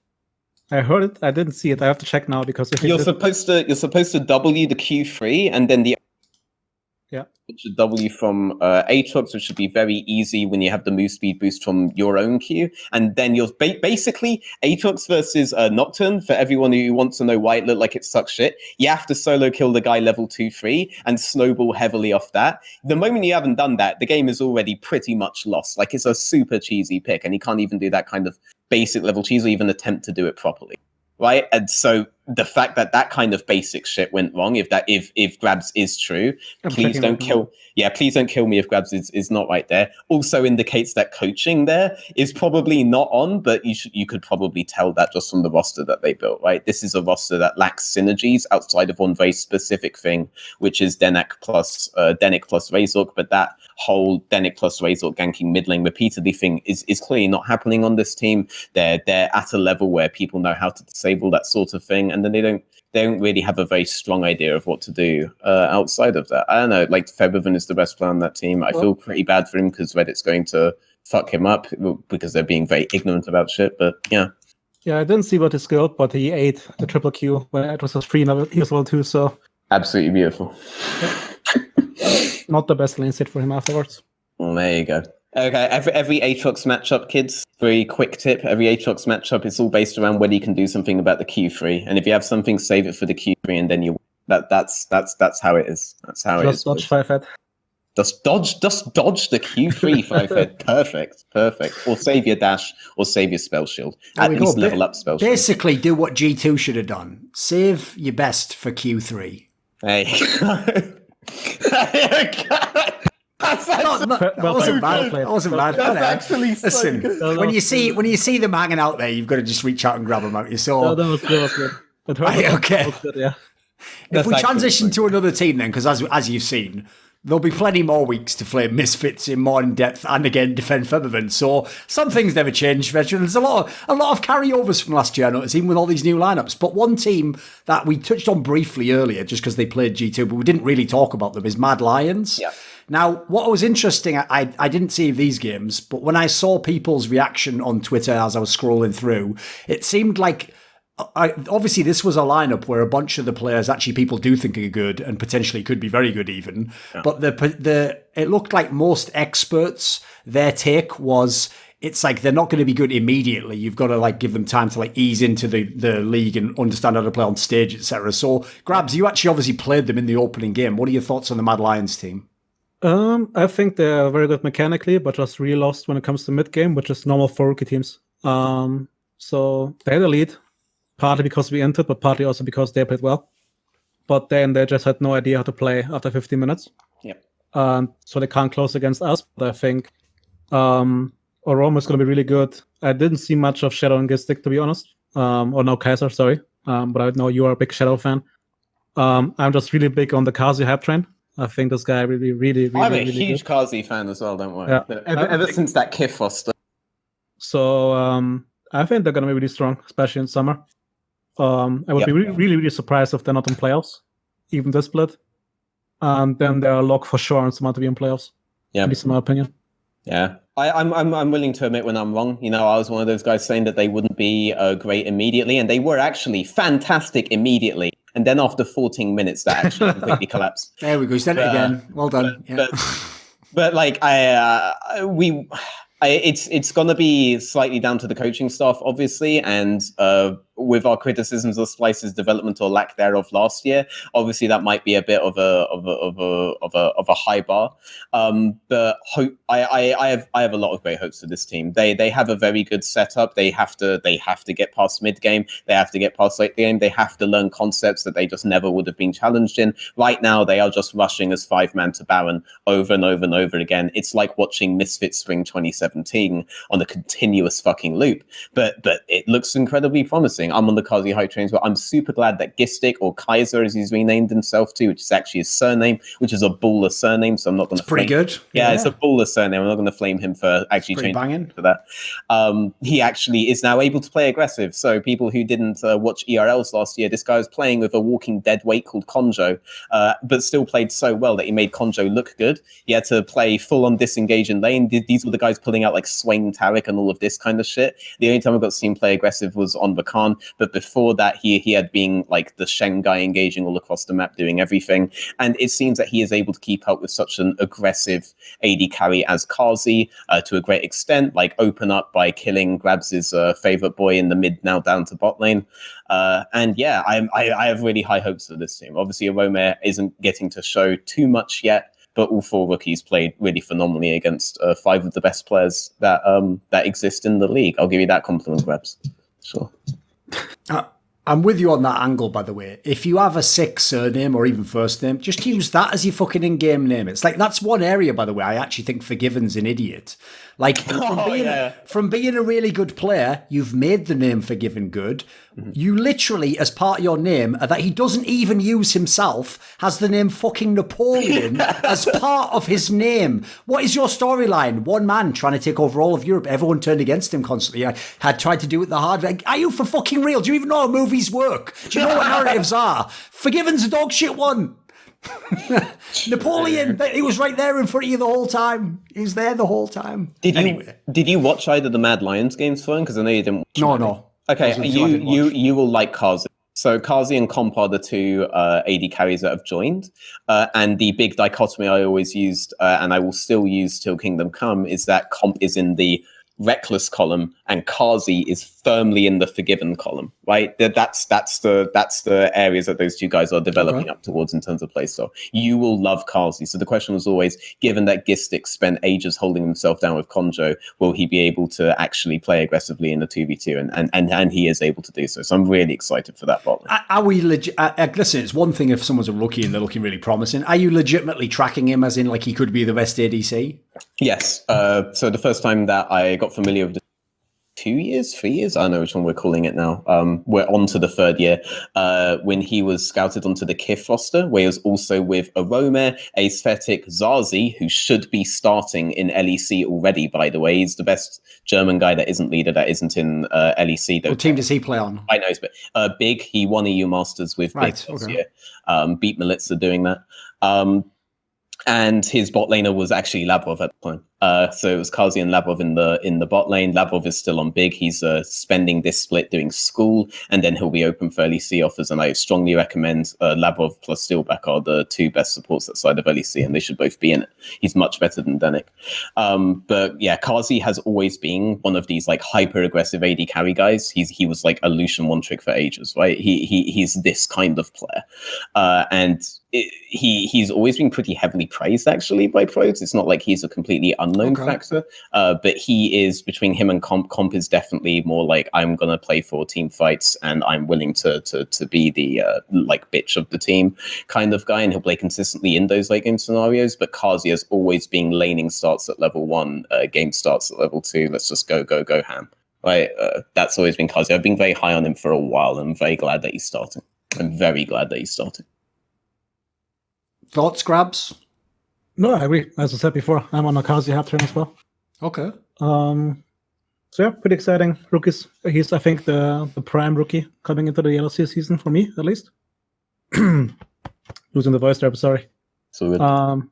But then again, as Veteran said, also depends on their mid jungle. I mean, Humanoid did not have the best start to the season. And of course, Kazi can be as good as he wants. If he is permanently the enemy mid jungle roaming down his lane, then he can't do much. But I mean, Humanoid was good last season, so maybe it was just like an off week for him. I do like Shadow's early plans. I do have to say that. Like, I actually think he did get one over. Yanko got outsmited at blue, which really shouldn't happen. He should actually win that execute Leeson versus Elise every time. So I thought his early part of him was very strong, and I'm glad that he went for something so aggressive versus a jungler that most people would probably just shit the bed if they were told that their first game is against fucking Yankos, right? So I do like the trajectory he's going. I thought he hard outplayed Schemes. He just needs to get over mid-game jitters, but they all need to get over mid-game jitters. They don't fucking know what they're doing in mid-game right now. So. To be fair, though, I told Jengos before the game that Shadow's actually from Chinese descent. And therefore, Jengos was a bit nervous going into the game. Right, there we go. Some flashbacks going on there. Yeah, Andy's playing Elise, so we're going to lock that in for you right now, bro. So I guess he as well, so I think maybe he saw like Tian there. There we go. Shit. Okay, let's talk about obviously a team that actually I think this is an interesting one because, right, a team like Rogue with how they finished last split last year would actually be an easy one for people in the past to have overrated and be like, again, if you're rookies and you've shown some potential, what people do is they just literally take like the graph and go, well, if I extend and extrapolate out, you just eventually become the best team in the world in like 7 years. But the difference is, I actually think this is one of the few times with the right player to bring in. Like, they actually look like this could be true. They do. Yep. Sounds like everyone is touting them as potential contenders. Obviously, some of them are still inexperienced, but with good reason, Veteran. Yeah, they're at minimum looking to contend for Worlds. I think it was very obvious from day one that the best roster Rogue had was playing in Ultra Liga and not actually playing in the LEC. And they've over time gradually fixed that, learned their mistakes, ship-wadded off to America, all that good shit. And now we actually have one of the most phenomenally talented teams in the LEC, and they've gotten rid of the last dead weight, which is Woolite. And I want to say Misfits. You can take a hint from this. Instead of just straight firing Woolite and saying "fuck you," we don't want anything to do with you anymore. They have put Woolite on their academy team when he couldn't find a job, and they've kept dedicated to him. If you join Rogue as a rookie, you know two things. Number one, you can climb up. They're not going to look outside of within internally in the organization for someone. It is definite growth is possible within the Rogue organization. Hard work is rewarded. And the second thing, if you do join the main team, they don't just abandon you, right? It's not like you're going up and then you're kicked out off of the roof, right? Which is I think a phenomenal thing for Rogue. That encourages loyalty, and that's actually very good for an organization. None of their players are gonna feel nervous. They'll feel like they have a safety net. That can be very good mentally in such a harsh competitive environment. Outside of that, the thing that they did by dropping Woolite down is bring on Hans Sammer and open up Vander to actually play around the map. Previously, Inspired just had to mercilessly gank bot, because if you left bot alone, Woolite would do some things that were not very favorable to your team. He couldn't even do anything mid-section for this, right? They didn't really have a mid-jungle. They had a very strong mid laner, and they had a good jungler, but they didn't really play with mid-jungle. Larssen just had to win his matchups himself, and admittedly, they prioritized him in draft to do so, but they weren't working as a duo. Now, there's the trio, right? There's the dynamic death squad of support jungle moving towards mid-section, unlocking midsection, doing leans. All of this stuff is actually happening now. That wasn't possible in the previous roster, but on the previous roster, we did see Finn stand up to everyone. I have him as A tier this year. We saw Larssen stand up to everyone. I thought he was better than Nemesis last year for sure, and I still think he's better than Nemesis now. I think all these players of potential are now able to actually play the map out intelligently and properly, and they are attempting to do that. We saw that for a fact in the last 2 days, that they are attempting to do that. Sure, their support jungle roams aren't necessarily like at peak, and they're not doing as much of midsection as they maybe could, but the intention is there. They do execute this stuff every now and again properly, and they have a better understanding of side lane scenarios now to close out the game than most teams is, and thank God they do a fucking 3-lane Baron setup instead of just rolling up as 5-man like SK did permanently in that ungodly fucking game. So I'm really hyped for this team. I think everyone who said that they were contending for Worlds is completely correct. But that was an easy train to get up on. And I think this organization can be very proud of every step that they did to get up to here, because by making that initial mistake that they did, in the way that they corrected it, they've done something for their organization most orgs haven't done. They've made people want to join Rogue for the organization, not just the players on it, right? And that's very difficult to do. Right, what would you choose from that buffet there, Grabbz, and what can you remember? Yeah, I'm just gonna pretend I listened to everything. Yeah, exactly. You pick out bits. You know, I think this is a team. I mean, as Veteran said, incredibly talented, and I think one of the rare teams where actually the coaching staff will make a huge difference, and that will show if Freddy is actually pretty good or not. Because I think there's no clear limit or like wall this team can hit from playstyle wise. I think all of the players can play aggressively or defensively depending on matchups and how they want to play the map state out. It just depends what structures they're shown in the game or tools to make decisions in the game. And I have big faith in Freddy. I mean, I worked with him for 1.5 years at Rocket. sure. Also, I think he's a really good coach for this team in the sense that he was my counterbalance to me being aggressive. He was like always understanding. He was an ex-player. Sure. I think he's a very chill guy coach. as well. Yeah, like he's a really fucking good coach for rookies, I think. And they will just keep growing, I think. And the bot, I think the bot lane is not top class, not even for summer, but they're more than serviceable. And Finn and Larssen keep on track in the development. They're gonna have a really, really strong top side. They can always play around, while Hans, Sama, and Vander will always be relevant in the game. They will not get shut down completely and be useless. I think that's the way they're going to play. Inspired also, hopefully, has worked on Shampoo, where he only had Olaf to be like S tier, and then the rest was coin flip kind of. So if they can play around that fact, I think, yeah, they're really strong, and I wouldn't be surprised if by summer they will be the main contenders against us. That's if Fnatic, as I said, doesn't hold up and does implode, which I think there's a high chance. And Origen. Yeah, I mean, I would potential wise, I think Rogue is better than Origen. I think Origen right now is just a bit stronger, but because they have more experienced players. Yeah, finished product, sure. Yeah, and the only worry I have is, I mean, Vander had a really, really good summer split. Yep. And I think not many people saw it, actually. I think he was kind of yeah. Summer from voting, what I saw. If he can hold up that form, I mean, he's one of the older players. Yep. Hans Summer's not very vocal. So if he doesn't make the right decisions or makes misplays, they would lose a big pillar, which they're resting upon both sides. Yep. So I think he's very vital in their success. And if he doesn't hold his form, then they can have issues. But if he keeps playing like in summer, I think they're really good. Yeah, I also want to say I agree with you completely that Rogue have more potential than Origen do, and Origen just have a lot more experience right now, right? No one should be playing that kind of map plays out of the hat. They're just able to do that because their players have 4 or 5 years of experience at it. Sure. Okay, I've got a question for you then. Like, one of the reasons, I think it's actually one of the reasons Vander got lost in the mix, as he said there, despite having a very good split. And obviously, he was one of the only players who remained on the main team, and the rookies came up to play with him. One thing I want to ask you is this. When you get a whole load of rookies come in, and they all show potential like that, obviously, I mean, it's not like it's not like Rogue has to decide who the better player is. They just get to enjoy all of them. Yep. Who would each of you say, I'll start with you, Veteran, who is the best player on this team, in your opinion? On this team right now, Larssen. Right now, Larssen. Why is that? Out of all of those roles, if you told me I have to win right now, and you eliminated all of G2's players, and I had to make a new roster out of it, Larssen's the only one that I would 100% say I need this guy.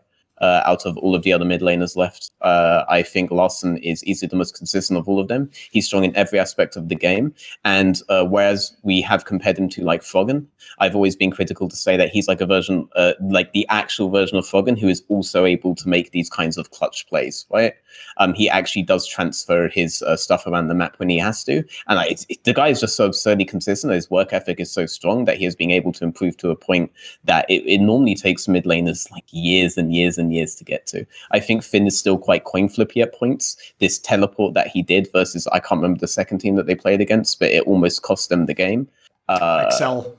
Yeah, that almost cost them the game. Like, they spent so much time trying to catch back up on tempo versus XL because of that TP he did, and it was a coin flippy play that got him a kill, but it wasn't necessary at all, and it actually fucked Mass. Like, Larssen would never do that. Larssen will never be the reason you do. We'll just do this now because it'll be fun. You might appreciate this, Veteran. Yeah. I'm going to guess, just because, let's face it, it was fucking banging television. It was one of the best episodes of soap opera in the history of League of Legends. On the now infamous last ever episode of Listen Local, by the way, last one ever. like I don't even know what could happen. Like, some Thanos level shit would have to happen before there'll ever be another one. But don't tell Local that.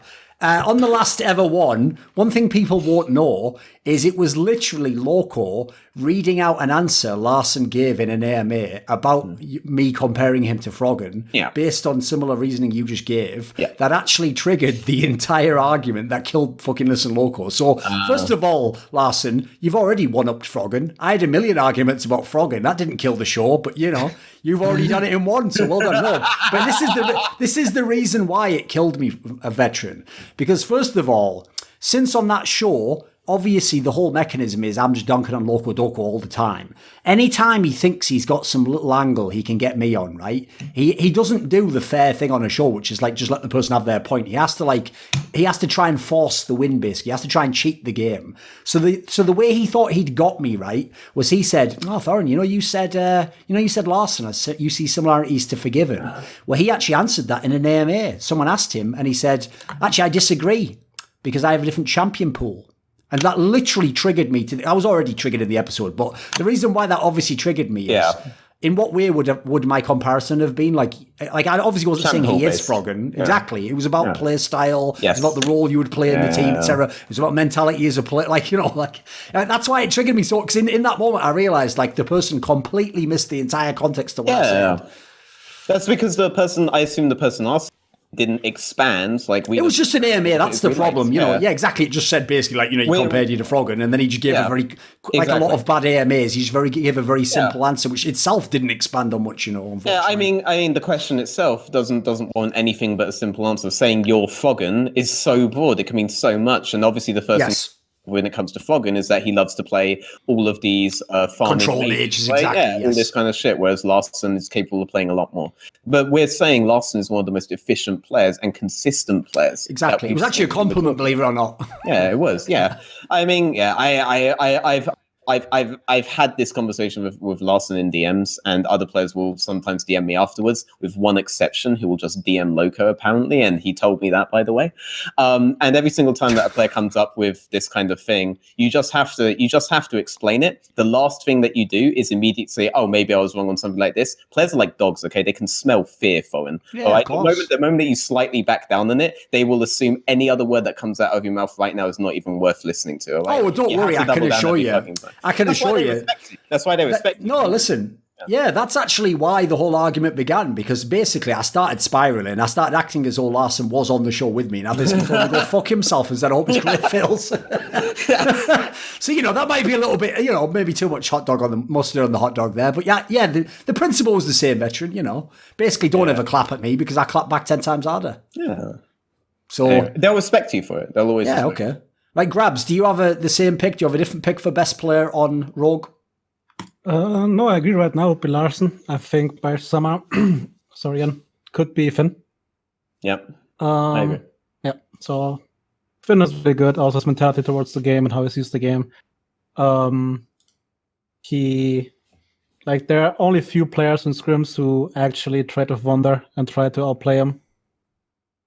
I think even right now, from what I'm seeing, the last time he was the only one who actually went toe-to-toe, trying at least.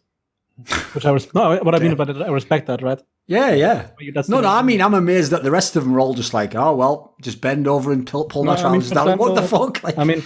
Cabo shot now was 1-on-1 basically against him last year.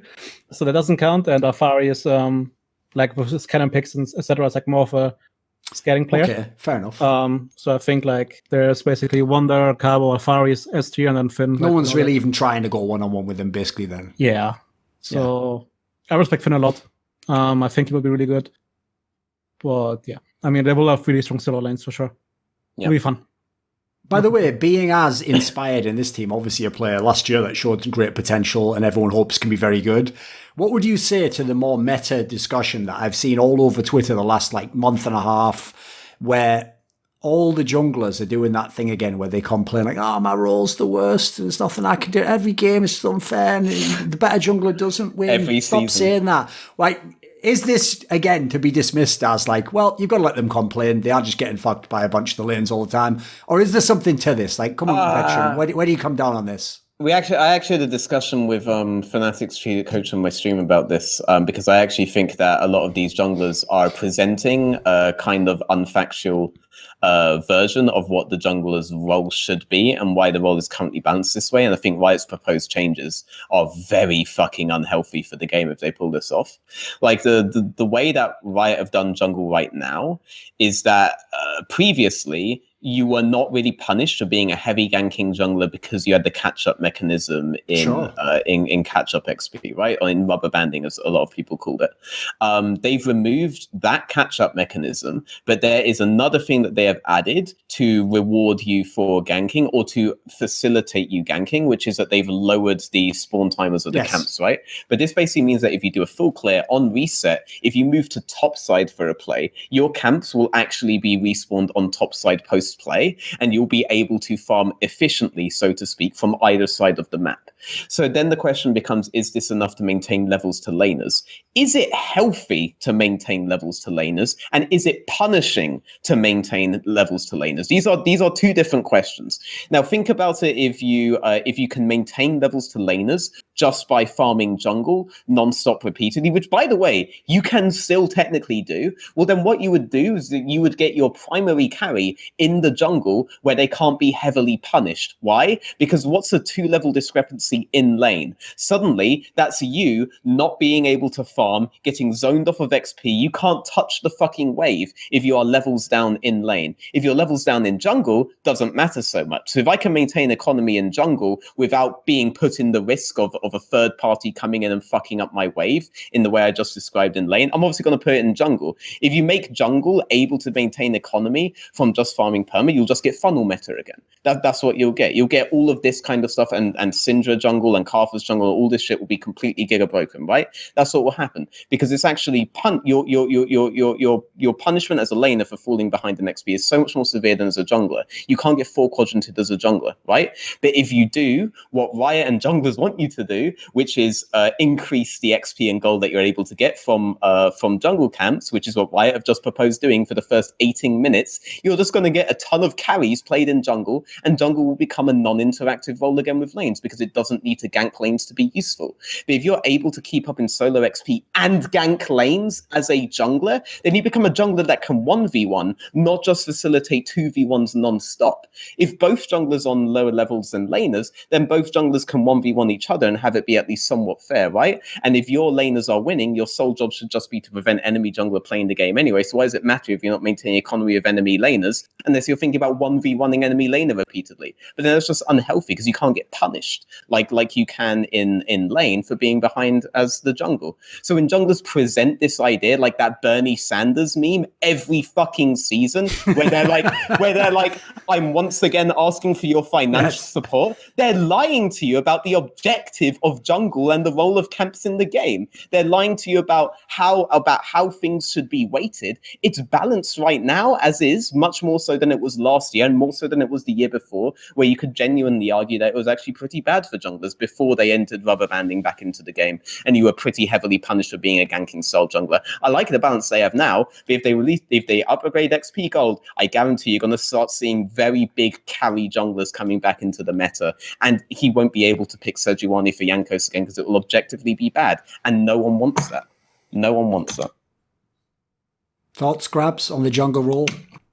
I mean, that was a pretty lengthy explanation. I do agree. I like the current state, just because they stay strong early game, and then it was really important for them to lose the ability to one-on-one solo laners. That was really important. I mean, Red Smite was broken, and if they're the same level, you can't fight, and I think it was really unhealthy. I mean, we have to also admit it's like a really hard balancing act because jungle is the first one that gets abused if there's any certain change towards ganking or farming.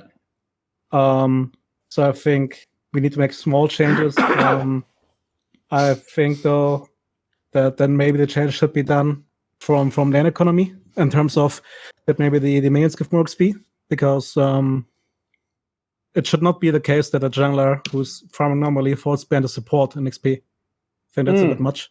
If we accelerate the fact that maybe laners just move the game timer a bit earlier in terms of levels there, I think then all parties feel a bit more satisfied. I think I'll probably upload my conversation to Fnatic coach about this, because this is why I brought the conversation. If there is an that's the game, it's support is giga broken, especially at lower elos where nobody understands farm properly, and the supports are just rolling around, perma roaming, getting permanent gold, and keeping up in like early game. Most supports, especially in low elo games, are going to have more economy than most laners. And now, especially that you don't have to upgrade support item basically ever and sink money into that, you're just seeing Lichbane rushes or fucking rapid fire cannon bards rolling around everywhere, carrying everything.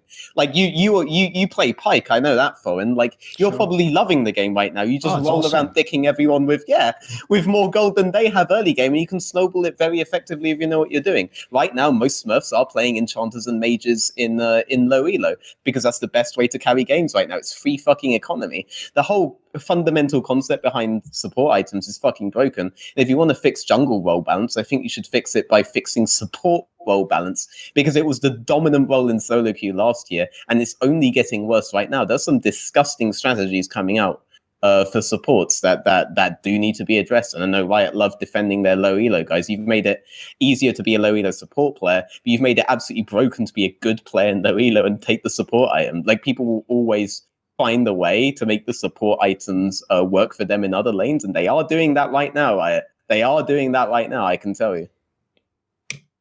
Yeah, the problem with that is, back again. Fuck I actually did have a thought on that I thought about making a video myself, a rare example of where I might actually address a meta issue, just because, as you say, I actually just have directly seen this. Yeah. Like, one problem I think is, right, one thing I'll give credit to Riot for is I think that the most stupid opinion they used to have was that shit they did for like the first 5 seasons of League of Legends, where they pretended there wasn't a meta and that there wasn't such a thing as a jungler, and that people just happened to both go into the bottom lane as a support and ADC, and that, well, no, we're like Dota 2, like anyone could play anyway. Like, shut the fuck up. Like, obviously not. Like, in fact, the one time in history anyone tried not to do that, it's pretty much universally hailed as the worst fucking meta in the history of the game.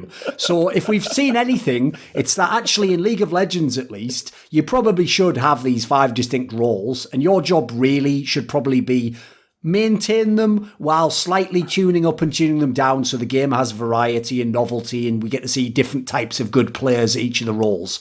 So as a result, in the same ways, the way you make jungle not become totally broken so that all the fucking, like when some of my favourite top laners used to just take the fucking skirmishers, Sabre and Red Smite, like in the same ways you don't want that to happen, you make it so that really they are only for the junglers. I believe we've reached the point in time where you need to do that for support. You need to just bite the bullet, and support needs to just have its own items and its own aspects that it can only benefit from by being the support. Because as you're saying, Veteran, like another example is, I saw Yamato Cannon tweet this, he's totally right, is like if you play Nami, for example, well, the entire history of playing Nami is supposed to be you fucking heal the guy. No. What I do now is take every support item that has AP and I fuck the guy up. And he's like, but wait a minute, that's Nami. I'm like, yeah, I'm healing him and fucking you up. Like, this nice. Like, yeah. By the way, people don't know this, Veteran. When I always say on Twitter, I even did an article that I hate that supports and jungles can be so strong at certain times in League of Legends. I'm arguing against my own fucking role. Like,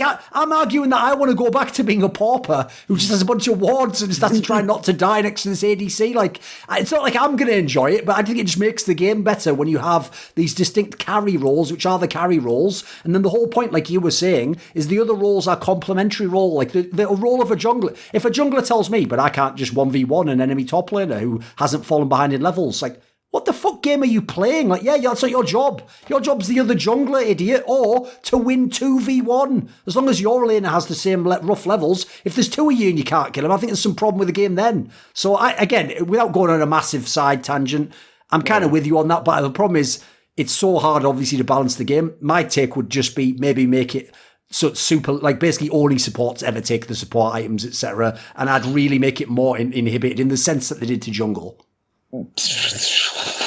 Okay, fuck it. I will come back on that. So the obvious inherent behind like restricting it to the support role itself is that you'll just pick in the support role and then go top, right? So then you end up in a position where you have to make it so you maybe only get the support role if you're within range of someone, right? Okay. But if you do that, yeah, if you do that, there's funnel meta that doesn't get affected by it. At the same time, you have the issue that if you're going to do that, you have to buff the support item in some way to compensate for the fact that you're doing this. And if you do that, you just might end up with when we had that Targon's meta where people stacked top and stacked bot and jungle didn't exist anymore, right? Jungle became a luxury thing that you got on bouncing ways. Like, I think that the concept of free economy items is broken. I actually think that they should tend away from that. I think that might have been one of the most damaging things they put into the game. And I think if junglers are complaining about their role relative to supports, well, they can, but every other role should also complain about their role relative to supports right now. Because I think on the philosophical level, I disagree with this decision. So, put it this way, it's definitely weird that you just get the item for free, because I will say, especially by the way, actually at low elo, just knowing when to buy that item and when not to waste the money on it was like a big decision you could make. Yeah. I mean, I agree with you. Anyway, it's whatever. We'll put that by the by. Right, let me see. So the one team we haven't really discussed on any real level is Vitality, actually. Yeah. So let's just do that one to round out the show. So, Grabbz, give us some of your thoughts first on this one. Or Team France, as I call it, with a fucking guy from Poland and Greece allowed to play. I have hope for that roster. I mean, they played with Schalke, not Melitza, who had visa issues. I think also there should be playoff contenders. I mean, any team of Carbashad has always a win condition if they want to play towards that. I also think not really side grade mid lane, I would say. The AD is way better, and then also depends how, if Jack Troll, I mean, there's always a discussion, right? People said Attala's bad, some said Jack Troll's bad, some say both are bad. Either way, if Jack Troll works out with comp, they could be a good bot side. If not, then Labrov is waiting to finish school, and then he comes in, and then have a good bot side. So I think overall they're stronger than last year. Also, they will not be limited by certain choices of staff or players in terms of playstyle. I think Duke might complain a bit on Twitter or whatever when he gets called out, but I think he's a pretty good coach. And I think he will make them able to play the League of Legends in an actual team style as compared to the last 2-3 years of Vitality. So I think that will be pretty decent to good overall. I think that as much as I love Labrov, I think Steelback covers a lot of flaws on there, and they have Steelback on their academy roster. So I think that they just should move Steelback up and promote continue to promote the fact that if you play on their academy roster, you can promote to the LEC. Steelback is very strong around the map in the early phase, which is a place that Schemes has actually suffered in. He's very good at forcing skirmishes on certain champions and getting those spikes. He's kind of like a light version of Trick, but a version of Trick that doesn't give me cancer. So I'm fine with that. And if you put Steelback in, Steelback's performed for a worse jungler than this, that function of making up for his flaws. And he already has pre-existing synergy of comp. So why bother breaking that up? I actually have no idea why they bothered breaking that up in the first place, but there was a recent rumor that Jack Troll actually chose this roster. And just to show where I am in, I'm of the opinion that Attila was fine and Jack Troll was massively inting him. And I think Jack Troll being there was very strange to me. I think once they get Melitza in, and if they upgrade Steelback there, then they should be one of the 3, now I guess 4 teams, given that Origen is kind of working out. But we're all saying this knowing that in summer something's going to happen, right? That should be competing for the 3rd world spot, assuming that Fnatic get their shit together and G2 are obviously going there once more as our great champions of Europe. So that would be Rogue, Mad Lions, Vitality, and Origen should be competing for the last spot, right? In my opinion, at least. Okay. By the way, as a quick side note, I just wanted to get your take on this, Vitality. On the same infamous episode of Listen Local, because we had Guy Hoto as the guest on that one, actually. Right. And by the way, I'll send regards from him, because he did wreck you about as many times as he could possibly reference you on the show. Like, he would just kind of be like, well, who said that? And I'd be like, Veteran did. He'd be like, yeah, but what does he know anyway? So I'll just put that out there. I'm just stirring the pot a little bit. That's one of my roles as a host. But I'll say this. I was getting some of the flame, because he also was trying to direct some of the flame onto me. So this is what I wanted to ask you about, right? Because to me, again, I can't tell if he's just got a different narrative on a player, or if actually I don't understand a basic concept in the game. Because when we were talking about the Vitality moves that were basically already known what they were going to do, and we were talking about Cabashard, and I was agreeing, I think he's one of the best top laners. I said, obviously you can play to him, he's one of the best, but I also mentioned, and he's even good if you play weak side. And he said, what? When does Cabashard ever play weak side? So to which I answered, are you ready? I don't think this, like, listen, I know it's a cool to dunk on me and say I don't know anything about the game. So I said, well, how about times when the jungler on the enemy team goes to the bot lane? And then he was like, and then so he said, oh, I guess if you call that weak side, then like, is his logic that weak side is only when you just never, ever, ever go to the top lane an entire game? Like, what's the logic here? What am I missing? I mean, if you said that, and then he said, well, I guess something along those lines. The other side of the map is you playing weak side, then yeah, I guess he must be interpreting weak side as like a general game strategy, as opposed to a state that will occasionally occur in the game. But then if he is doing it like that, then he's falling into what Grabbz identified as like the mismatch people have, where there isn't really such thing as a weak or a strong side player. There's like a good or a bad player, right? It's not that one game you are never getting, unless you're on. So his logic was, if Cabashard's good, you always play to him, basically. Yeah, like I kind of get it. Okay, there's a logic. I mean, outside of last year Fnatic, there isn't really a team where it's like you're the lane that's getting ignored the entire game. You're the lane that's getting ignored. It doesn't actually exist outside of last year's Fnatic, right? So there are obviously instances where Cabo has played weak side, but the big thing about Cabashard is being how he plays out side lane scenarios, and and when he does play out those side lane scenarios, on Vitality, he wasn't doing it with the jungler, because the way that Vitality understood mid to late game was it was a perpetual 4-1, where the 4 was always just out pushing mid and vanishing into Baron, right? So it's not like he played with jungler in the majority of those games. On his side in mid to late game anyway, so you can argue that he's actually probably one of the strongest weak side players around if you want to, and that you can use the fact that Vitality was so dogmatic in one area to say that, like, in most games he was in that kind of scenario. That's what I found weird, because I always thought in their team they had to prop up the bot lane. So again, I think you did a good job there, by the way, of pointing out that it's not that he's an idiot; it's just different terminology, isn't it? Well, what I will say is what I would assume if I was arguing with you, Thorin, and I'm not saying I've done this every single time I argue with you, I make sure guests that know how to talk about the game, and I will never grab a guest that won't do that. So I go, Hoto's not on the show. But every single time, why has he done that? I don't know. There are, if you're gonna knock me, I'll knock him back. if I was arguing against you, I would just say something like that where I know that it's wrong, but I also know that you can't possibly say to me that it's wrong without checking with someone else, right? And I do that just to win the argument because there's no way. It's basically the easy way to beat. That's what people don't realize. It's why I always said famously that like anyone who thinks that like players are wrecking me by not coming on the show, it's like you are aware. If you basically say like, well, that's not true. In my games, that's not what happens at all. Yeah. I can't really say anything to that, can I? I just have to say, okay, I guess. And then basically the joke is, and now over to the experts in the comments, and they're obviously going to side with the fucking player, aren't they? So if you haven't noticed, I only win in certain senses. I can't win in that sense. You can always beat me in that one. It's a bit of a cheap tactic, but whatever. Yeah. Anyway, there's one last thing I wanted to bring up, just because I forgot to bring this up earlier when we were talking about this specific team. But I thought an interesting angle is this. Listen, one thing I like about League of Legends content creating and talk shows and all the rest of it, I've said this on Twitter many times, is I want more interaction. Like, don't make them all like isolated, like universes like the DC and Marvel universe or whatever that never interact because it's separate concepts, right? And different companies. I'd like the idea that when people bring up a topic on one show, if someone else thinks it's a cool topic, bring it onto your show and have the discussion there, or disagree with what you think's different and we can go back and forth. I'm not talking about like a full on fucking East Coast, West Coast rap beef where someone gets killed at the end of it. Just argue about League of Legends, nerds. So in saying that, that was like a very sort of like convoluted and like political way, Veteran, to say, let's flame Euphoria for their rankings in the teams. Now, I will say, as a small caveat, obviously they did this before the games were played.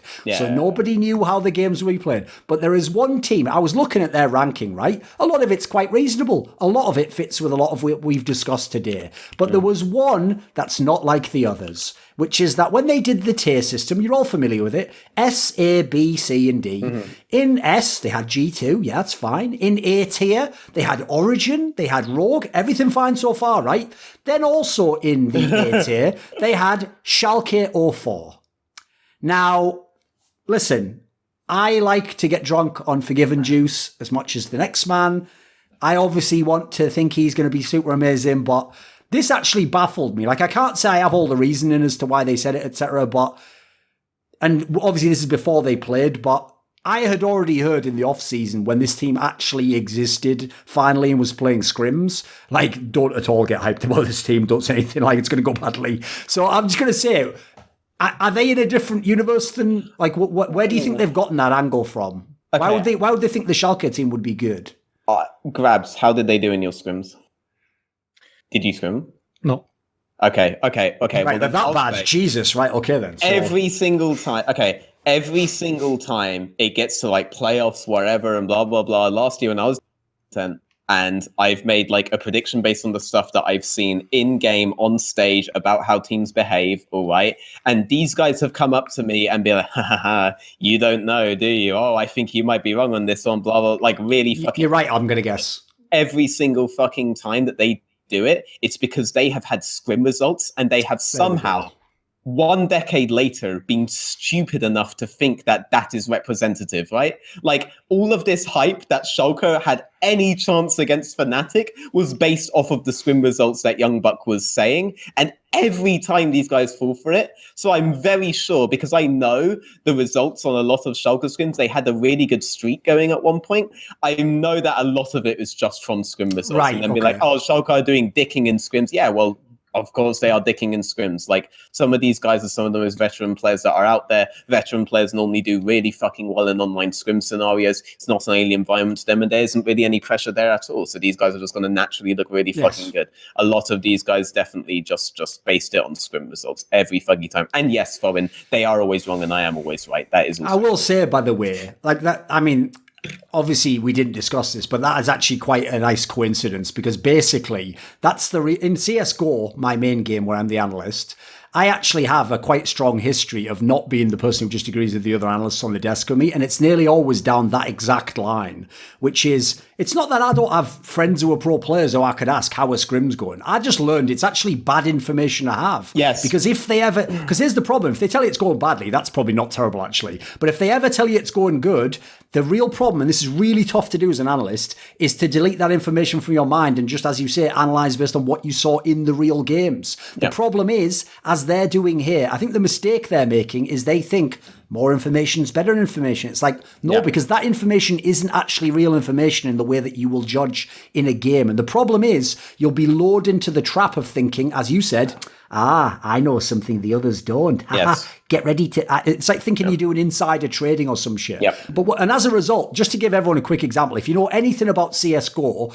this happened for real, right? In CSGO, one of the incredible feats that's just happened is, right, no team in history had ever even won 4 majors ever, and this Astralis core just won 3 in a row. For 2 of the 3 majors they won, which, by the way, they were nearly always the number 1 seed going in, they literally had all the other experts pick the second best team to win based on scrim hype, and all I had to do, it was like a joke. It's like all I had to do was just go, I'll just take the best team in the world, and then I was the only one, and I was like, this is a joke. How do I get to pick the favourite and be the only one right? This is perfect, boys. Can you keep doing this? Like, scrim hype is garbage, generally. It really is. Especially because the other thing to add in is the only times it's correct is that thing called like survivorship bias. It's like they just pick the one time they did have the scrim hype and then they did it in the server. They don't mention all the times they had it and then they fucked up the game, because you sound like an idiot if you say that. At the same time, you have to think, if you're winning a shit, the enemy knows exactly the conditions under which you win. That's true as well. Yeah, you don't know otherwise. Like you're training them out a bit. Yeah, I mean the real secret, and by the way, this isn't even a joke. We can even make it a brief digression as we wrap the show up. I'll even say this. It is insane how many times, particularly in Europe, by the way, the dominant team, Grabbz' G2's doing it right now. Well done, keep it up, boys. What they do is they give their opponents fucking nothing in scrims because they're so good on stage that they're like inting and going, haha, we are such a bad scrim team. I wish we could improve. Their opponents get fuck all from it. And then in the real games, they just beat them all. And then their opponent's like, why? It's like, it's actually the best way to play the game, believe it or not. I wish I could say we would do it conscious. No, you guys, you're just lucky that it just happens to work out that way, right? It's nice coincidence. It's a good way to wrap to the opening point, though. No, like they've done this role swap in spring, so they get a nice mental reset. Maybe they switch back to normal team in summer. They're basically doing an entire season of scrims versus and no one gets to get shit from them. Perfect. Absolutely. What I must say goes both ways, right? I mean, there are certain players in the league who suddenly grow balls in scrims, but then if they play on stage, they hack the tower. Yes. Yeah. And that's already such a massive difference. And maybe that's also why certain teams get hyped in scrims, because then they play with no vision and they just coin flip it.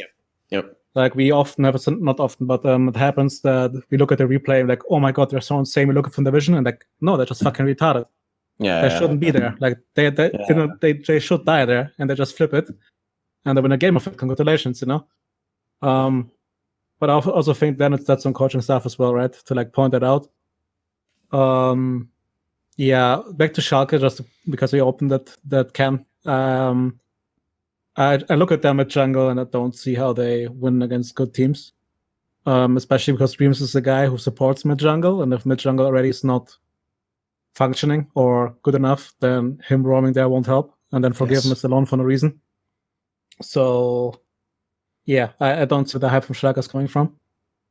I think they had like a storyline of their players performing well in spring splits or something, which I think is a weird narrative, and analyzing from things that happened in the past always is a bit like result wise, right? Not place wise. So I think they're just way off there, and they're not B tier, that's for sure. That they shouldn't be named in the same tier as Fnatic, even if they don't work out in the end. They weren't in the same tier as Fnatic. They put Fnatic one tier below in B. Oh, yeah, good.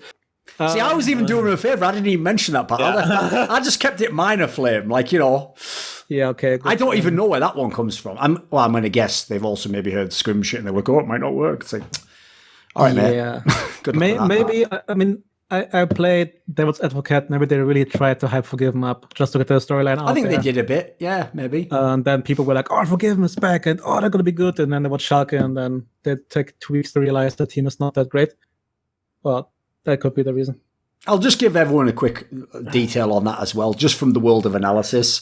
Here's the secret to all great video games. Is you don't need to hype anything. You don't have to fake the funk ever. There will always be enough good players. There will always be enough good teams. You can just talk about the ones that were good as good, and you can talk about the ones that are bad as bad. You never have to prop a player up with a fake narrative. You never have to oversell a player who hasn't done it yet. You never have to keep a guy who's a legend but's not good anymore, like Sneaky for the last 3 years, and keep having discussions now. Like, but was he actually good at the end? Like, say it a million times, it won't make it true. Like, you don't have to do it, guys. What's brilliant about our job is you really just watch the game, enjoy the game, and talk about what you see and what you know. You don't have to make up fake storylines. That's just, it's not WWE. You don't have to have like Ric Flair come out like fucking 75 and pretend, wow, he really beat that 25-year-old stud who's clearly on fucking human growth hormone. No, you don't have to do that. We don't have to do that in this league. So listen, again, I love to talk about how good Forgiven is, but you notice I didn't say hype him there. When he's not actually the best, I don't need to say he's the best. It's not necessary. If he becomes the best again, great.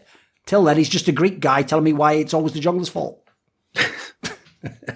Well, there you go. This video was kindly supported by Alexander Rao, Blunt Smoking Anus Destroyer, Dane Cuskley, Dean Tanglis, Chi Mao, JDubs, NateDOhDoubleG, Peter the Feeder, Tobias Bernasconi, and a special thanks goes out to Jerky's Minion and Mohammed, Alabdul, Razzaq. Do you want to suggest a topic or a guest for my content? Maybe you'd like to ask me a question in my monthly Patreon AMA. Would you like teasers on upcoming content that I'm doing? Maybe you want to take part in a discussion directly with me? Well, if so, then put your money where your mouth is and join the Scrilluminati today at the Patreon link in the description below.